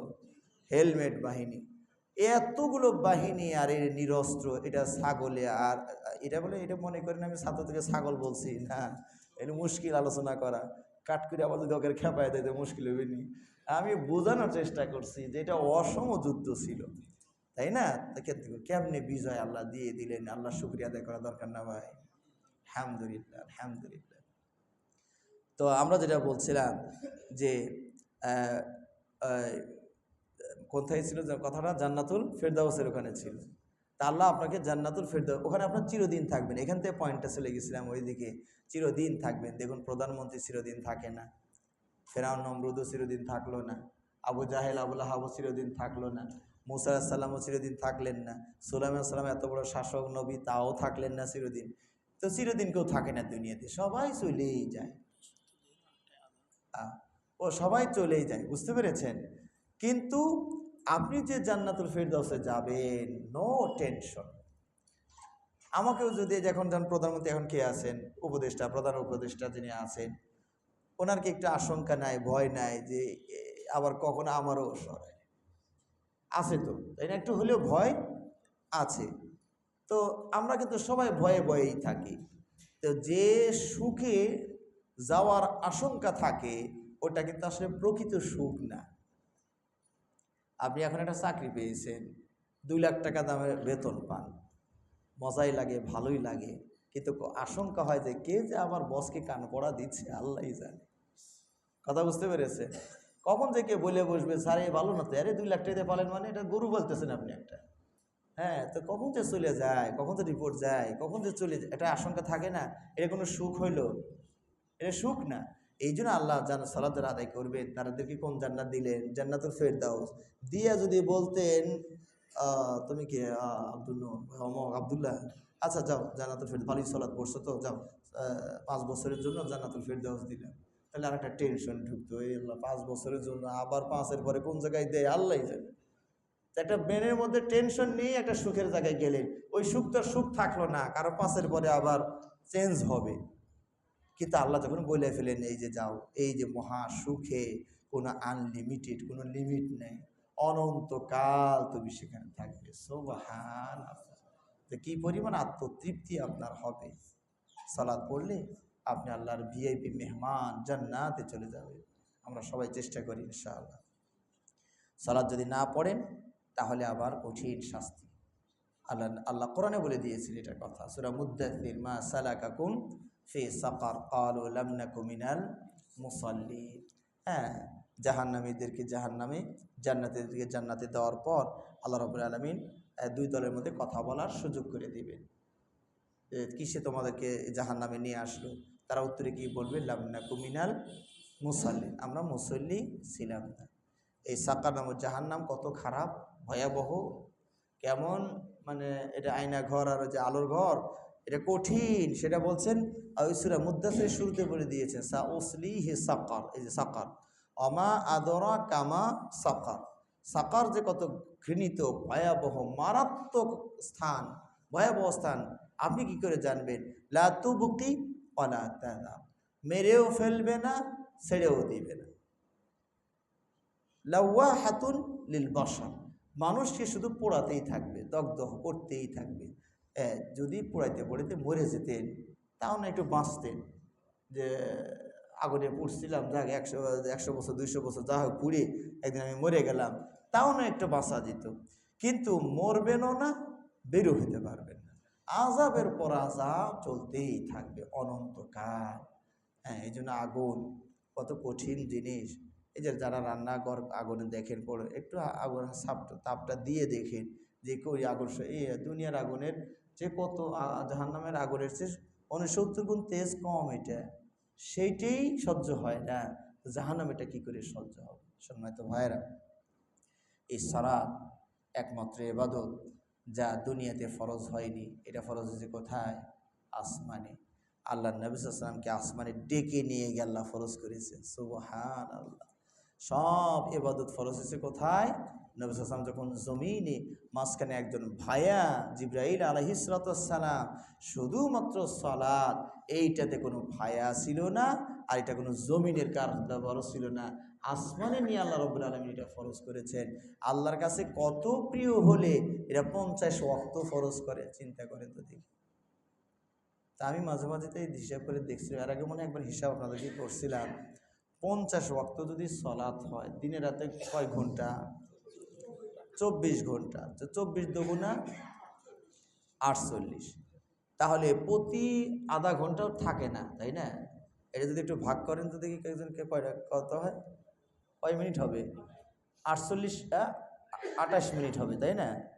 28 মিনিট ধরে, 28 মিনিটের অন্তর আপনাকে এক রাকাত সালাত পড়তে হইতো। তা যদি সর্বনিম্ন 2 রাকাত করেও ফরজ হইতো প্রতি 28 মিনিট পর পর, হ্যাঁ 2 মিনিট, তা 28 মিনিটের মধ্যে আপনার ওযু করা লাগে না, টয়লেট বাথরুম তো থাকবে, তার মানে টয়লেট বাথরুম, ওযু, সালাত, সুন্নত আগের পরে এই দিয়ে তো সারাক্ষণ আপনার মসজিদেই থাকা লাগতো। আপনি বাড়ি যাবেন কোন সময়, অন্য কাজ করবেন কখন? তার মানে আল্লাহর কাছে এটা কত প্রিয় ছিল যে আমার বান্দারা আমার কাছেই থাক না, কেন আলু পটলের কাছে যাবে? বাজারে যাবে মানে আলু পটল, দুনিয়ার বিবির কাছে যাবে কেন? আমি তো হুর দিব, আরে আচ্ছা আমার কাছেই থাক, আমি ওকে আদর সোহাগ করে দিব রে। সুবহানাল্লাহ। কিন্তু আল্লাহ সহজ করে দিলেন, 50-এর জায়গায় শূন্যই একটা নেই, মাত্র 5। কিন্তু ঠকায়নি আল্লাহ, এই মাত্র 5 পড়লেই ওই শূন্য সহ আপনি পেয়ে যাবেন। সুবহানাল্লাহ। মানে আদায়ে 5, প্রতিদান প্রাপ্তিতে 85। সুবহানাল্লাহ। তো আল্লাহ আপনাকে খারাপ বাসে, আল্লাহ আপনাকে খারাপ চাইছে? আল্লাহ কতভাবে চেষ্টা করছেন বান্দা, শয়তান তোমার পিছনে যতই লাগুক, আল্লাহ খালি ছাড় দিয়েই যাচ্ছে বান্দাকে। সামান্য কাজ করলে বিশাল বিশাল সুযোগ সুবিধা আল্লাহ আপনাকে দিয়ে যাচ্ছেন। তো সুতরাং কিয়ামতের দিন এইটার হিসাবই আগে হবে, এইটা যদি ঠিক হয় বাকি সবগুলো ওকে, অটো পাস। এই সলাতে পাস করছে, কয় আল্লাহ সবে একটু ঝামেলা আছে, আচ্ছা দিয়ে দাও, এটা অটো পাস। সলাতে পাস মানে সব অটো পাস। আর সলাতে যদি ধরা খান, আর যতই পাস করেন এটাতে আর পাস সম্ভব না, আপনি ধরা খেয়ে যাবেন। এই জন্য ভাইরা, সলাত নিজেরা পড়ি, পরিবার পরিজনকে পড়ানোর প্রতি চেষ্টা করি, উদ্বুদ্ধ করি, বাচ্চাদেরকে ছোটো থেকেই অভ্যাস করি। হ্যাঁ, প্রতিবেশী বন্ধু মহল যারা আছেন তাদেরকেও একটু দাওয়াত দেই। কারণ কি, আমার এই দাওয়াতে তো আমার লস নাই। আমার দাওয়াতে যদি আপনি সলাতে আসেন, আপনার দাওয়াতে যদি উনি সলাতে আসে, তাহলে এই যে সিলসিলা চালু হয়ে যায়, সওয়াবের স্রোত ধারা। উনি সলাৎ পড়ে 40 বছর ধরে সলাৎ পড়ে যে সওয়াব অর্জন করবে, আপনার দাওয়াতের কারণে উনি সলাতে আসছে, তাহলে 40 বছর ধরে সলাৎ পড়ে যা সওয়াব পাবেন, ওই পরিমাণ সওয়াব আপনিও পাবেন। কি সুন্দর একটা মানে মাল্টি লেভেল ব্যবসা আর কি। মাল্টি লেভেল ব্যবসা বলা যায় না, কারণ মাল্টি লেভেল ব্যবসা তো এই প্রথম স্তর 50 টাকা লাভ হলে প্রথম স্তরে নেবে 25, আর উপরে পাঠায় দিবে 25। এরপরে যাবে উপরে 12.5, ওখানে রয়ে যাবে 12.5, এরপরে যাবে 6.25, তারপরে 3, তারপরে 2, ওই একদম উপরে গিয়ে দেখবেন যে 10 পয়সা 20 পয়সা। মাল্টি লেভেল ব্যবসা হলে এইরকম। আর ইসলামের মাল্টি লেভেল ব্যবসাটা কীরকম? আপনি 100, আপনি যে ওস্তাদের জন্য এটা শুরু করছে ওই ওস্তাদ পাবে 100, তার ওস্তাদ 100, তার ওস্তাদ 100, সর্বশেষ নবী মুহাম্মদ সাল্লাল্লাহু আলাইহি ওয়াসাল্লাম পর্যন্ত ওই 100ই যেতে থাকবে। সুবহানাল্লাহ। কারণ এটা দিবেনটাকে এমন সত্তা দিবেন যার কমার কোনো সিস্টেম নাই। আল্লাহ নবী সাল্লাল্লাহু আলাইহি ওয়াসাল্লাম বলেছেন, যদি জিন এবং ইনসান, জিন্দা এবং মরা, এই সকল সৃষ্টি যদি এক ভূখণ্ডে একত্রিত হয়ে আল্লাহর কাছে চাইতে শুরু করে, আর আল্লাহ যদি প্রত্যেকের মনস্কামনা অনুযায়ী দিতেও থাকে, তাহলেও আল্লাহর ধন ভাণ্ডারের এতটুকু কমতি হবে। সুবহানাল্লাহ বিহামদিহি সুবহানাল্লাহ। আমরা দান করলে 1000 টাকা ছিল, 100 টাকা মসজিদে দিলেন, থাকলো কত? একটা হাদিসে আমরা বুঝাই, আল্লাহ নবী সাল্লাল্লাহু আলাইহি ওয়াসাল্লাম বলছেন, মা নাকাসা সাদাকাতু মিন মাল। এটা কেমনে বুঝবেন? মা নাকাসা সাদাকাতু মিন মাল, সাদাকা দান খয়রাত কোনো মালকে কমায় না। এটা কার কথা? নবী সাল্লাল্লাহু আলাইহি ওয়াসাল্লামের কথা। তার মানে আল্লাহর কথা। কারণ নবী সাল্লাল্লাহু আলাইহি ওয়াসাল্লাম নিজে থেকে কিছুই বলেন না শরীয়ত সংক্রান্ত। তাহলে এটা আল্লাহর কথা, এটা নবীর কথা। কিন্তু বাস্তবতাটা হলো যে 1000 টাকা ছিল, আজকে মসজিদের জুমার বাক্সে 100 টাকা দিয়ে দিয়েছেন, আছে কত? তা হাদিসে আর বাস্তবতা মিলেন তো দেখি। আল্লাহ নবী সাল্লাল্লাহু আলাইহি ওয়াসাল্লাম বলেন একটুও কমে না। আর আমি নগদ দেখছি 900 আছে, কমে গেছে 100। আসলে কমে নাই, অন্তর্দৃষ্টিতে দেখুন কমে নাই। ব্যাংক ব্যালেন্স তো অনেক জায়গায় থাকে, কথা বুঝতে পেরেছেন? এটা বিনিয়োগ করছেন মাত্র, এটা বিনিয়োগ করছেন। বিনিয়োগ করাতে হয়েছে কি, এই জায়গায় মসজিদের অ্যাকাউন্টে দিয়ে দিয়া এটা এটা এটা কমা তো দূরের কথা, কি পরিমাণ বাড়ছে চিন্তা করে দেখো। আল্লাহর কোরআনে বলছেন যে ও মাসালুল্লাযিনা ইনফিকুনা আমওয়ালাহুম ফি সাবিলিল্লাহি কামাসালি হাববাতিন আম্বাতা সাবআ সানাবিলা ফি কুল্লি সুমবালাতিন মিয়াতু হাব্বা আল্লাহু ইউদাইফু লিমান ইয়াশা। 1 টাকা দান করলে কত গুণ সওয়াব? 700 গুণ সওয়াব বেশি। তা আপনি যখন 100 টাকা দিছেন, 1 টাকায় যদি 700 হয়, তাহলে 100 কত হবে? 7000। দিছেন কয় টাকা? 100, হয়ে গেছে কত? তাহলে 900, 7000, 900 হয়েছে কিনা? হ্যাঁ, ওইটা কত হয়েছে? ওটা হিসাব ভুল, আমি ওটা হিসাব করতে যাইনি, আপনারা যেমনি বলছেন আমি তেমনি বলছি। ওটা 7000, আর আপনার পকেটে আছে 900, 7900 হলো না? ছিল আপনার কত? 1000 টাকার মালিক, শুধুমাত্র বিনিয়োগ করলেন মসজিদে, হয়ে গেল এটা কত? 7000, আর পকেটে আছে 900। ছিলেন শুধু 1000 টাকার মালিক, এখন আপনি 7900 টাকার মালিক। এটা তো আল্লাহ বলছেন যে এটাকে তো কোন রকম ভাবে হিসাবটা দিলেন, পরে দরজারও খোলা রাখছেন, আল্লাহ ইউদাইফু লিমান ইয়াশা। আর আল্লাহ যাকে পছন্দ করে আরো কত যে দিবেন তো আল্লাহই জানেন। সুবহানাল্লাহ। তা আল্লাহ নবী সাল্লাল্লাহু আলাইহি ওয়াসাল্লাম যে হাদিসে বললেন মা নাকাসা সাদাকাতু মিন মাল, কথার বাস্তবতা বুঝলেন না? বুঝলেন? কমে নাই, কমে নাই, কত গুণ বেড়ে গেছে এখানে। সুবহানাল্লাহ সুবহানাল্লাহ। এটা হলে এই আখিরাত দিয়ে বুঝলেন, আবার দুনিয়া দিয়েও বুঝলেন, দুনিয়া তো কমে নাই। কেমনে?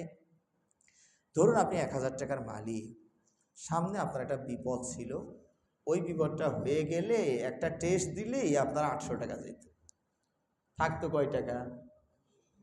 200 টাকা।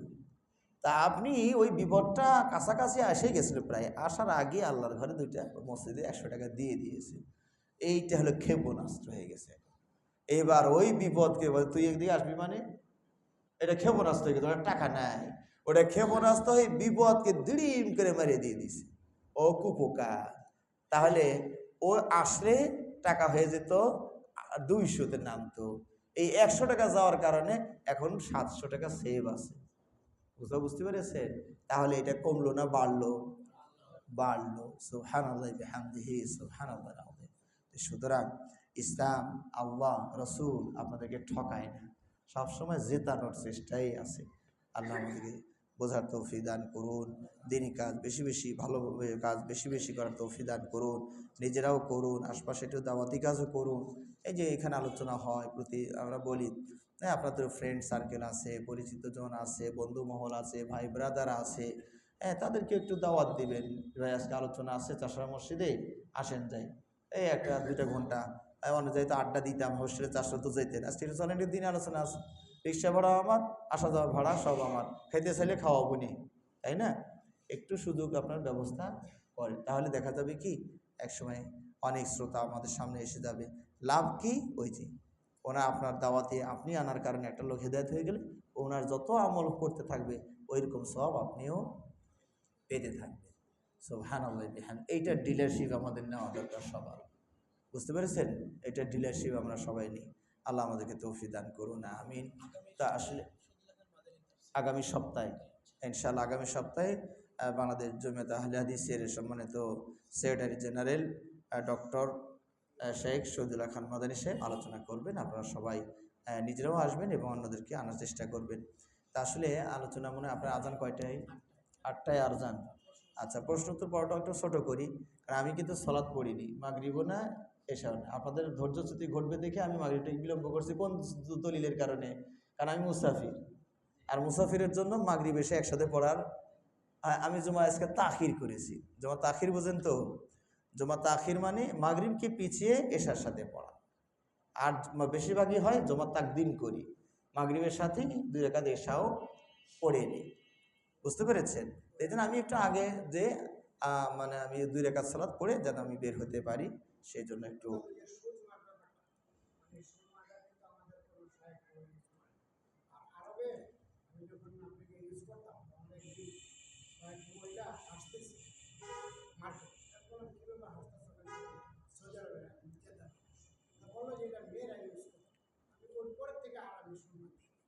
না, সেটা তো আল্লাহ নবী সাল্লাল্লাহু আলাইহি ওয়াসাল্লাম নিজেই ব্যবহার করতেন। বললাম তো, এই যে তো বললাম যে এটা তো বিলুপ্তর দিকে চলে গেছে। কারণটা হচ্ছে এটা একজন শায়েখ, বিশেষ করে ইবনে উসাইমিন রাহিমাহুল্লাহ, উনি বিশেষ করে যারা যে সকল বিশেষ করে যুবক এমনি দেখতে সুন্দর, তারপরে তারা যদি আবার এই সুরমাটা লাগায় তাহলে আরও সুন্দর বেড়ে যায়। তো কোনো দুষ্ট লোকের কুদৃষ্টি আবার এই ছেলের প্রতি পড়তে পারে, মানে দেখতে আবার অনেক সময় মনে হবে যেন একটা মেয়েও ফেল এখানে আবার। হ্যাঁ, তো এই দৃষ্টিকোণ থেকে উনি একটু আপত্তি করেছেন। তো আসলে সুরমাটা যেখানে দেওয়ার কথা, আমার যতটুকু মনে পড়ছে, সুরমাটা দিয়ে বাহিরে বের হওয়া এটা না, রাত্রিবেলায় শয়নের সময় সেখানে দেওয়া। তাহলে রাত্রিবেলায় শয়নের সময় দিলে ওই ফজরের সময় আবার এটা ধুয়ে মুছে বের হবেন, এতে করে চোখের জ্যোতি বাড়ে। এটা একটা ট্রিটমেন্ট ছিল, হ্যাঁ এটা চিকিৎসা ছিল। কিন্তু সেটা হয়তো যেটা বলছেন যে আমরা আলেম ওলামারা সবাই মোটামুটি ছেড়েই দিয়েছি। তো যদি আমরা সম্ভব হয় আবার, কারণও আছে যেহেতু চক্ষু হলো একটা স্পর্শকাতর জায়গা। এই যুগের মানুষ তো ধোঁকার প্রতারণা এই পরিমাণ বাড়িয়েছে যে আপনি যে একটা জিনিস চোখে দিবেন তো ওটা বিশ্বাস হবে না। যেমন চোখের একটা ড্রপ দিচ্ছেন, এটা বিশ্বাস হচ্ছে যে অত্যাধুনিক মেশিনে চেক টেক করে তারপরে এই ড্রপটা তারা বানায়। আর এখন ওই যে শর্মা কোন পাথর গুলে দেওয়ার কথা, আর ইট বালু সিমেন্ট গুলেই দিল কিনা, হ্যাঁ মানে এই যে মানুষের প্রতি অনাস্থা, হ্যাঁ যার কারণে এই সমস্যাটা হয়ে গেছে আর কি।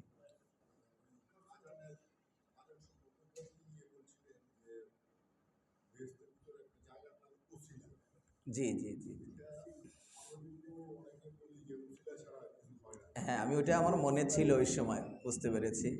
আমার ওই সময় মনে আসছিল, কিন্তু দেখলাম যে ওই সব ডালে হাত দিলে মূল আলোচনাটা অনেক লম্বা হয়ে যায়, এই জন্য আমি ওইটা কেড়ে গিয়েছি। তো যা হোক, আপনি যেহেতু প্রশ্ন করেছেন, আসলে ওসিলা আমাদের সমাজে যেভাবে আমাদেরকে বুঝিয়েছে, এইটা আসলে ওসিলার অর্থে ব্যবহার হয়। যেমন আল্লাহ কোরআনে বলছেন ওয়াবতাগু ইলাইহিল ওয়াসিলা, তাহলে ওসিলার দুটো অর্থ আছে। ওসিলার হলো দুটো অর্থ। এই দোয়ার ভিতরে যেটা বলা হয়েছে আতি মুহাম্মাদানিল ওয়াসিলা, এই ওয়াসিলা হলো একটা জায়গার নাম, এটা বেহেশতের জান্নাতের সুউচ্চ মর্যাদা একটা স্থান, আসন, একটা মর্যাদা।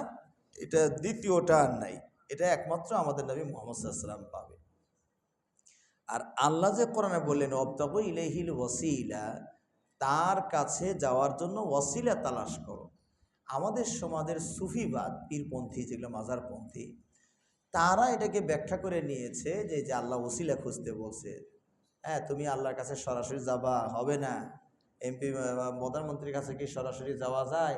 এমপি মন্ত্রীর হাত না করেই তোমরা আল্লাহর কাছে সরাসরি যেতেছো, এত সাহস? এই ভাইয়া হয়ে যেতে হবে, আমরা হলাম ওসিলা, আমাদেরকে সন্তুষ্ট করলেই তোমরা আল্লাহকে পেয়ে যাবে। এরা এই জায়গায় বসার একটা সুযোগ করে নিয়েছে। কিন্তু আসলে এখানে ওয়াসিলা শব্দের অর্থ কি? কোরআনের আয়াত যেহেতু, এটা তাফসির করতে হবে। আমরা এর আগে কিন্তু তাফসির নীতিমালা আপনাদেরকে বলেছি, তাফসির হবে কোরআন টু কোরআন, অথবা হাদিস দিয়ে কোরআনের ব্যাখ্যা, না হয় সাহাবাদের বক্তব্য দিয়ে, না হয় তাবিদের বক্তব্য দিয়ে, তাই না? এটা হলো 4টা শুরু পদ্ধতি। তো এখানে আল্লাহ নবী এই ওয়াসিলার ব্যাখ্যায় আপনি দেখবেন যে সাহাবী তাবিঈন নবী সাল্লাল্লাহু আলাইহি ওয়াসাল্লাম থেকে যেটা আসছে এবং সাহাবা দিয়েছেন, সেটা হলো এই ওয়াসিলাটা কী জিনিস। ওয়াসিলা শব্দের শাব্দিক অর্থই হচ্ছে আল কোরবা। আরবি দিয়ে যদি ওয়াসিলার ব্যাখ্যা করেন তাহলে আসে আল কোরবা, নৈকট্য অর্জন। অর্থাৎ আল্লাহ বলছেন ওয়াবতাগু ইলাইহিল ওয়াসিলা, আল্লাহর নৈকট্য তালাশ করো। অর্থাৎ কি কাজ করলে আল্লাহর কাছে কাছে যাওয়া যাবে ওই কাজ করো। অর্থাৎ আপনি যদি কোনো দল করেন, ওই দলের এজেন্ডাগুলো যদি আপনি যত বেশি বাস্তবায়ন করবেন তত উপরের দিকে যেতে থাকবেন। এখন ছিলেন এতদিন ছিলেন কমিশনার, এখন হবেন চেয়ারম্যান, এরপরে হবেন এমপি, তারপরে মন্ত্রী, তারপর আরও কাছে চলে যাবেন, প্রধানমন্ত্রীর কাছে চলে যাবেন। বিষয়টা এরকম না। তো প্রধানমন্ত্রীর কাছে যাওয়ার চেষ্টা করেন, এটার নাম হইল ওয়াসিলা। তা আল্লাহ বলছেন ওয়াবতাগু ইলাইহিল ওয়াসিলা, আল্লাহর নৈকট্য তালাশ কর। আচ্ছা, এখন আল্লাহর কাছাকাছি যাওয়ার ব্যবস্থাটা কি?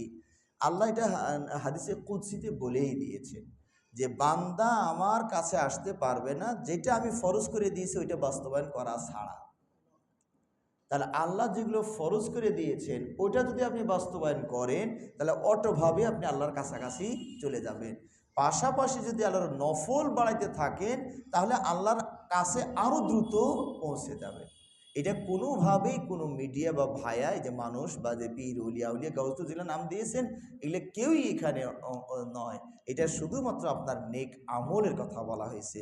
এটার বলা হয়েছে এই আল ইমতিসাল আওয়ামিরিল্লাহ, আল্লাহর আদেশগুলো বাস্তবায়ন, ওয়াজতিনাব আন নাওয়াহিহি, মানে আল্লাহ যা নিষেধ করেছেন তার থেকে বিরত থাকে। এটা হলো কাছাকাছি হওয়ার একটা ওয়ে, একটা রাস্তা। আপনি আল্লাহর কাছে যেতে চাচ্ছেন, তা আল্লাহ যেটা ফরজ করেছেন সেটা করুন, আর যেটা আল্লাহ মানা করেছেন তার থেকে বিরত থাকুন। এই করুন আর ছাড়ুন, করুন আর ছাড়ুন, এই পদ্ধতিতে রাস্তা দিয়ে আপনি আল্লাহর কাছাকাছি চলে যাবেন। জি,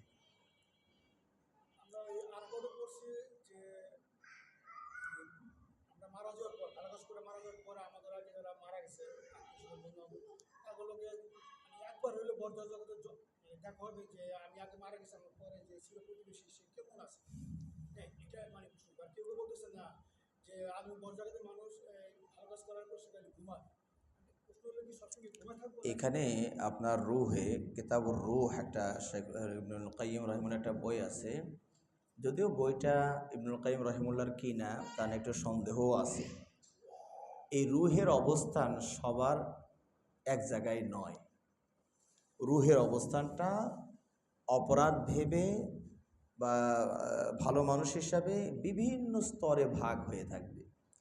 কারোটা কবরেই রয়ে যাবে, কারোটা জান্নাতের দরজায় গিয়ে আটকা পড়বে। ওই যে ঋণগ্রস্ত, ঋণ পরিশোধ করে নাই, ওনার রুহটা জান্নাতের দরজায়, মুমিন জান্নাতে যাবে, শহীদ জান্নাতে যাবে, কিন্তু ঋণের কারণে দরজায় গিয়ে আটকা পড়ে যাবে। কারোটা সবুজ পাখির ভিতরে, জান্নাতে যারা শহীদ ঢুকে যাবেন তাদের রুহটা থাকবে সবুজ পাখির ভিতরে, উড়ে বেড়াচ্ছে তারা। এখন আপনার ভিতরে রুহ আছে, আপনার দেহ চলতেছে, আপনার রুহ বের হয়ে গেলে আপনার দেহ কি আর চলবে?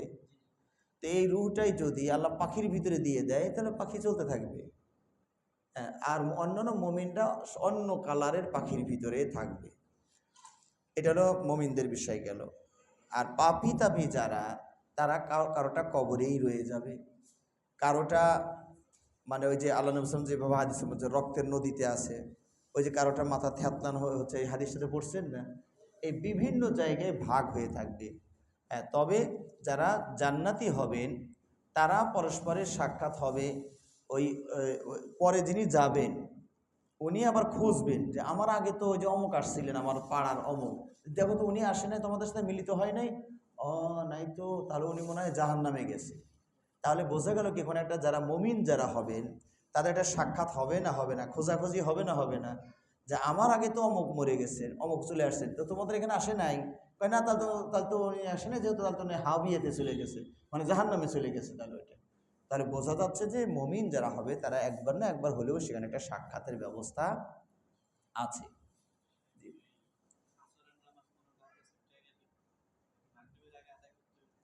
মানে সালাত কোনো কারণ বলতে শরীর যেটা কারণ, সালাত ছোটার কারণ হলো ঘুম, ঘুমে গেছেন, ভুলে গেছেন না, ওটাও সালাতের অনুমতি নাই। দেখুন আমি বলি, ঘুম, ভুলে যাওয়া, অজ্ঞান হয়ে যাওয়া, এই তিনটা কারণে যদি আপনার সালাত ছুটে যায় তাহলে যখন ঘুম থেকে জাগবেন তখনই পড়বেন। সূর্য কোথায় আছে না আছে ও দেখা দেখি নেই, ওযু করে ফ্রেশ হয়ে সালাত পড়ে ফেলবে। যখন স্মরণ হয়েছে, ভুলে গেছিলেন স্মরণ হয়েছে, মানে পরে বিলম্ব করার ব্যাপারে, ওটা তো মাসলা আলাদা ভাই, এটা স্বাভাবিক যেটা বলছেন সেটা। আচ্ছা, তাহলে ভুলে গেলেন আর অথবা জ্ঞান হারিয়ে গেছে, জ্ঞান ফিরলো, সঙ্গে সঙ্গে সালাত পড়ে নেবে। 3 দিন পর্যন্ত যদি আপনার জ্ঞান হারিয়ে যায়, 3 পাশা 15 ওয়াক্ত সালাত আপনি জ্ঞান ফেরার পরপরই পড়ে নেবে। এটা হলো, হ্যাঁ, তাহলে আপনি আগে, আপনার এখানে ইচ্ছা, যেহেতু মাগরিবের ওয়াক্তটা কম, যদি দেখেন যে জামাতটা পরে হবে তাহলে আপনি আসরটা পড়ে নেন, তারপরে মাগরিবের জামাতে শরিক হন। আর যদি দেখেন যে না, আজানের পরপরই জামাত শুরু হয়ে যাবে, তাহলে আপনি আগে মাগরিব পড়েন, তারপরে আসর পড়বেন। জি। আর সফর যদি হয় সেটা তো জায়েজ আছে, জমা তাকদিম জমা তাখির। আর যদি সফর না হয়, গাড়িতেও আছেন, তাহলে উত্তম হচ্ছে যে ওইখানে গাড়িতেই পড়ে নেওয়া, কোনোভাবে সলাৎ যেন অক্ত পার না করে। অজু করতে পারছেন না, তায়াম্মুম করেন, তায়াম্মুম পারছেন না, অজু তায়াম্মুম ছাড়াই পড়েন। গাড়ি কেবলামুখী হচ্ছে না, ডান হাতে খান, হ্যাঁ সবাই ডান হাতে খান, যে যেভাবেই হোক সব মানে সলাৎটা পড়ে নেওয়ার কথা, এই ওয়াক্ত যেন পার না হয় সেদিকে চেষ্টা করবেন। এটা আসলে কঠিন একটা মাসালা। হ্যাঁ, এটা হলো কঠিন একটা মাসালা। যদিও ইমাম আবু হানিফা রাহিমাহুল্লাহ 48 মাইল তথা 80 কিলোমিটারের কথা বলেছেন, এটা কোনো নবী সাল্লাল্লাহু আলাইহি ওয়াসাল্লাম হাদিস থেকে পাওয়া যায় না। তো বিশুদ্ধ মত যেটা আমরা মনে করি সেটা হলো, আপনি যে যুগে বসবাস করছেন, আপনি যে যুগে যে সময়ে বসবাস করছেন, এই সময় যত দূর গেলে সফর ধরা হয় ওইটাই সফর। আর সফরের কিছু প্রাথমিক প্রস্তুতিও আছে। যেমন আপনি যখন সফরে যাবেন তখন পকেটে একটু হাত দিয়ে দেখেন টাকাটা ঠিক আছে কিনা, মোবাইলটা নিয়েছি কিনা, চাবি ছোড়া ঠিক মতো আছে কিনা, এই যে একটা হাতাহাতি করে, তাহলে বোঝা যাচ্ছে কি লোকটা সফরে যাচ্ছে। তো এগুলো হচ্ছে প্রাথমিক কিছু আলামত। অর্থাৎ যতদূর গেলে আপনার, কাউকে যদি আপনি বলেন যে ভাই একটা সফরে যাচ্ছি দোয়া করেন, কোথায়, এই চাষারা এখানে আপনাকে যদি কেউ বলে ভাই, আপনাকে কেউ বলছে ভাই কোথায় যাচ্ছেন, মানে সফরে যাচ্ছে দোয়া করে, কোথায়, ভাই সাইনবোর্ড, তাহলে সবাই হাসবে না, এটা সফর, এটা সফর ধরবে, ধরবে না। কোথায় যাচ্ছেন, টাঙ্গাইল, আল্লাহ আপনাকে রহম করুন, আল্লাহ আপনার হেফাজতে রাখুন, এবার মেনে নিছে, টাঙ্গাইল বলছেন তো মেনে নিছে।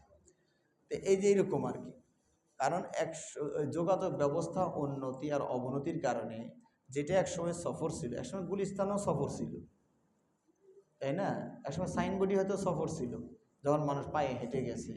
আমারই তো মনে আছে যখন আমরা গ্রামের মানুষ যদি শুনতাম যে কেউ গঞ্জে গেছে, গঞ্জে মানে সিরাজগঞ্জে গেছে, আমরা রায়গঞ্জ, আর ছোটোবেলায় শুনতাম গঞ্জে গেছে, গঞ্জে গেছে তার মানে এত দূরে গেছে।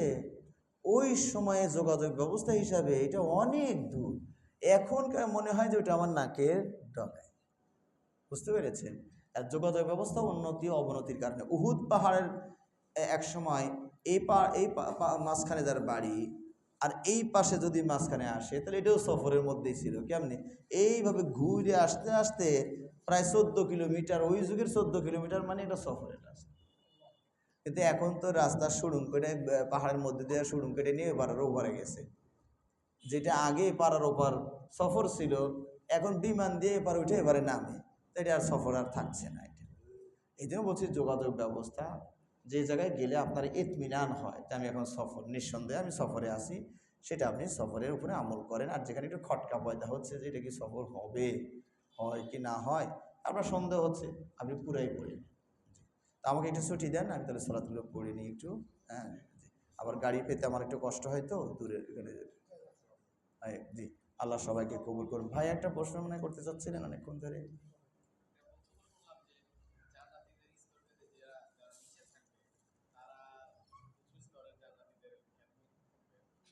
না না না না, এটা হবে না। খেদমত না, খেদমতের জন্য শুধু এইটুকু পাওয়া যায় যে বাচ্চা কাচ্চা যারা গেলমানদেরা তারা সেবা দিবে, ওইটাই আনন্দ তাদের, ফুর্তি। বাচ্চারা যদি মেহমানকে খাওয়াইতে পারে কেমন আনন্দ পায় না? হ্যাঁ, তো এরকম ওই শুধু ওরাই। আর বাকিরা হয়তো আপনি আমার বাসায় আসেন বেড়াতে, আমি মেহমানদারি করব, এটা তো আর খেদমত বলা হয় না। এটা খেদমত বলতে ওই নিম্নমানের যে সেবা বুঝেছেন ওইটা না। হ্যাঁ, মেহমানদারিতা এটা হবে। কিন্তু জান্নাতে একটু একটু মনে রাখেন, জান্নাতে যে যত নিম্নমানের জান্নাতেই যান, উনি মনে করবেন কি আমার চেয়ে মহা সুখী আর কেউ নেই। কারণ উনি গিয়া যদি এবার এই টেনশন করে যে আল্লাহ আমার উপরে অনেক বড় বড় লোক আছে, হানিফ গাড়িওয়ালা আছে উপরে গাড়ি, তাহলে তো ওর দুঃখে মরতে থাকবে যে ভালো হলো না। এই কষ্ট জান্নাতে থাকবে না। আপনি যেখানে থাকবেন ওটাই মনে হবে যে এর চেয়ে আর কোনো সুবিধা হয় না। কিন্তু যখন আবার উপরে যাবেন, হায় হায় বড়ই সর্বনাশ, এ তো আরও সুবিধা। এরকম যত প্রমোশন হবে ততই আপনি সুবিধা পাবেন। কিন্তু কখনো আপনার মনে এটা আসবে না যে আমার চেয়েও বেশি সুবিধাবান যে উনি আছে। এই জিনিসটা আপনার মনে আসবে না, মনে হবে আমি সবার চেয়ে বেশি সুখে আছি। সুবহানাল্লাহ।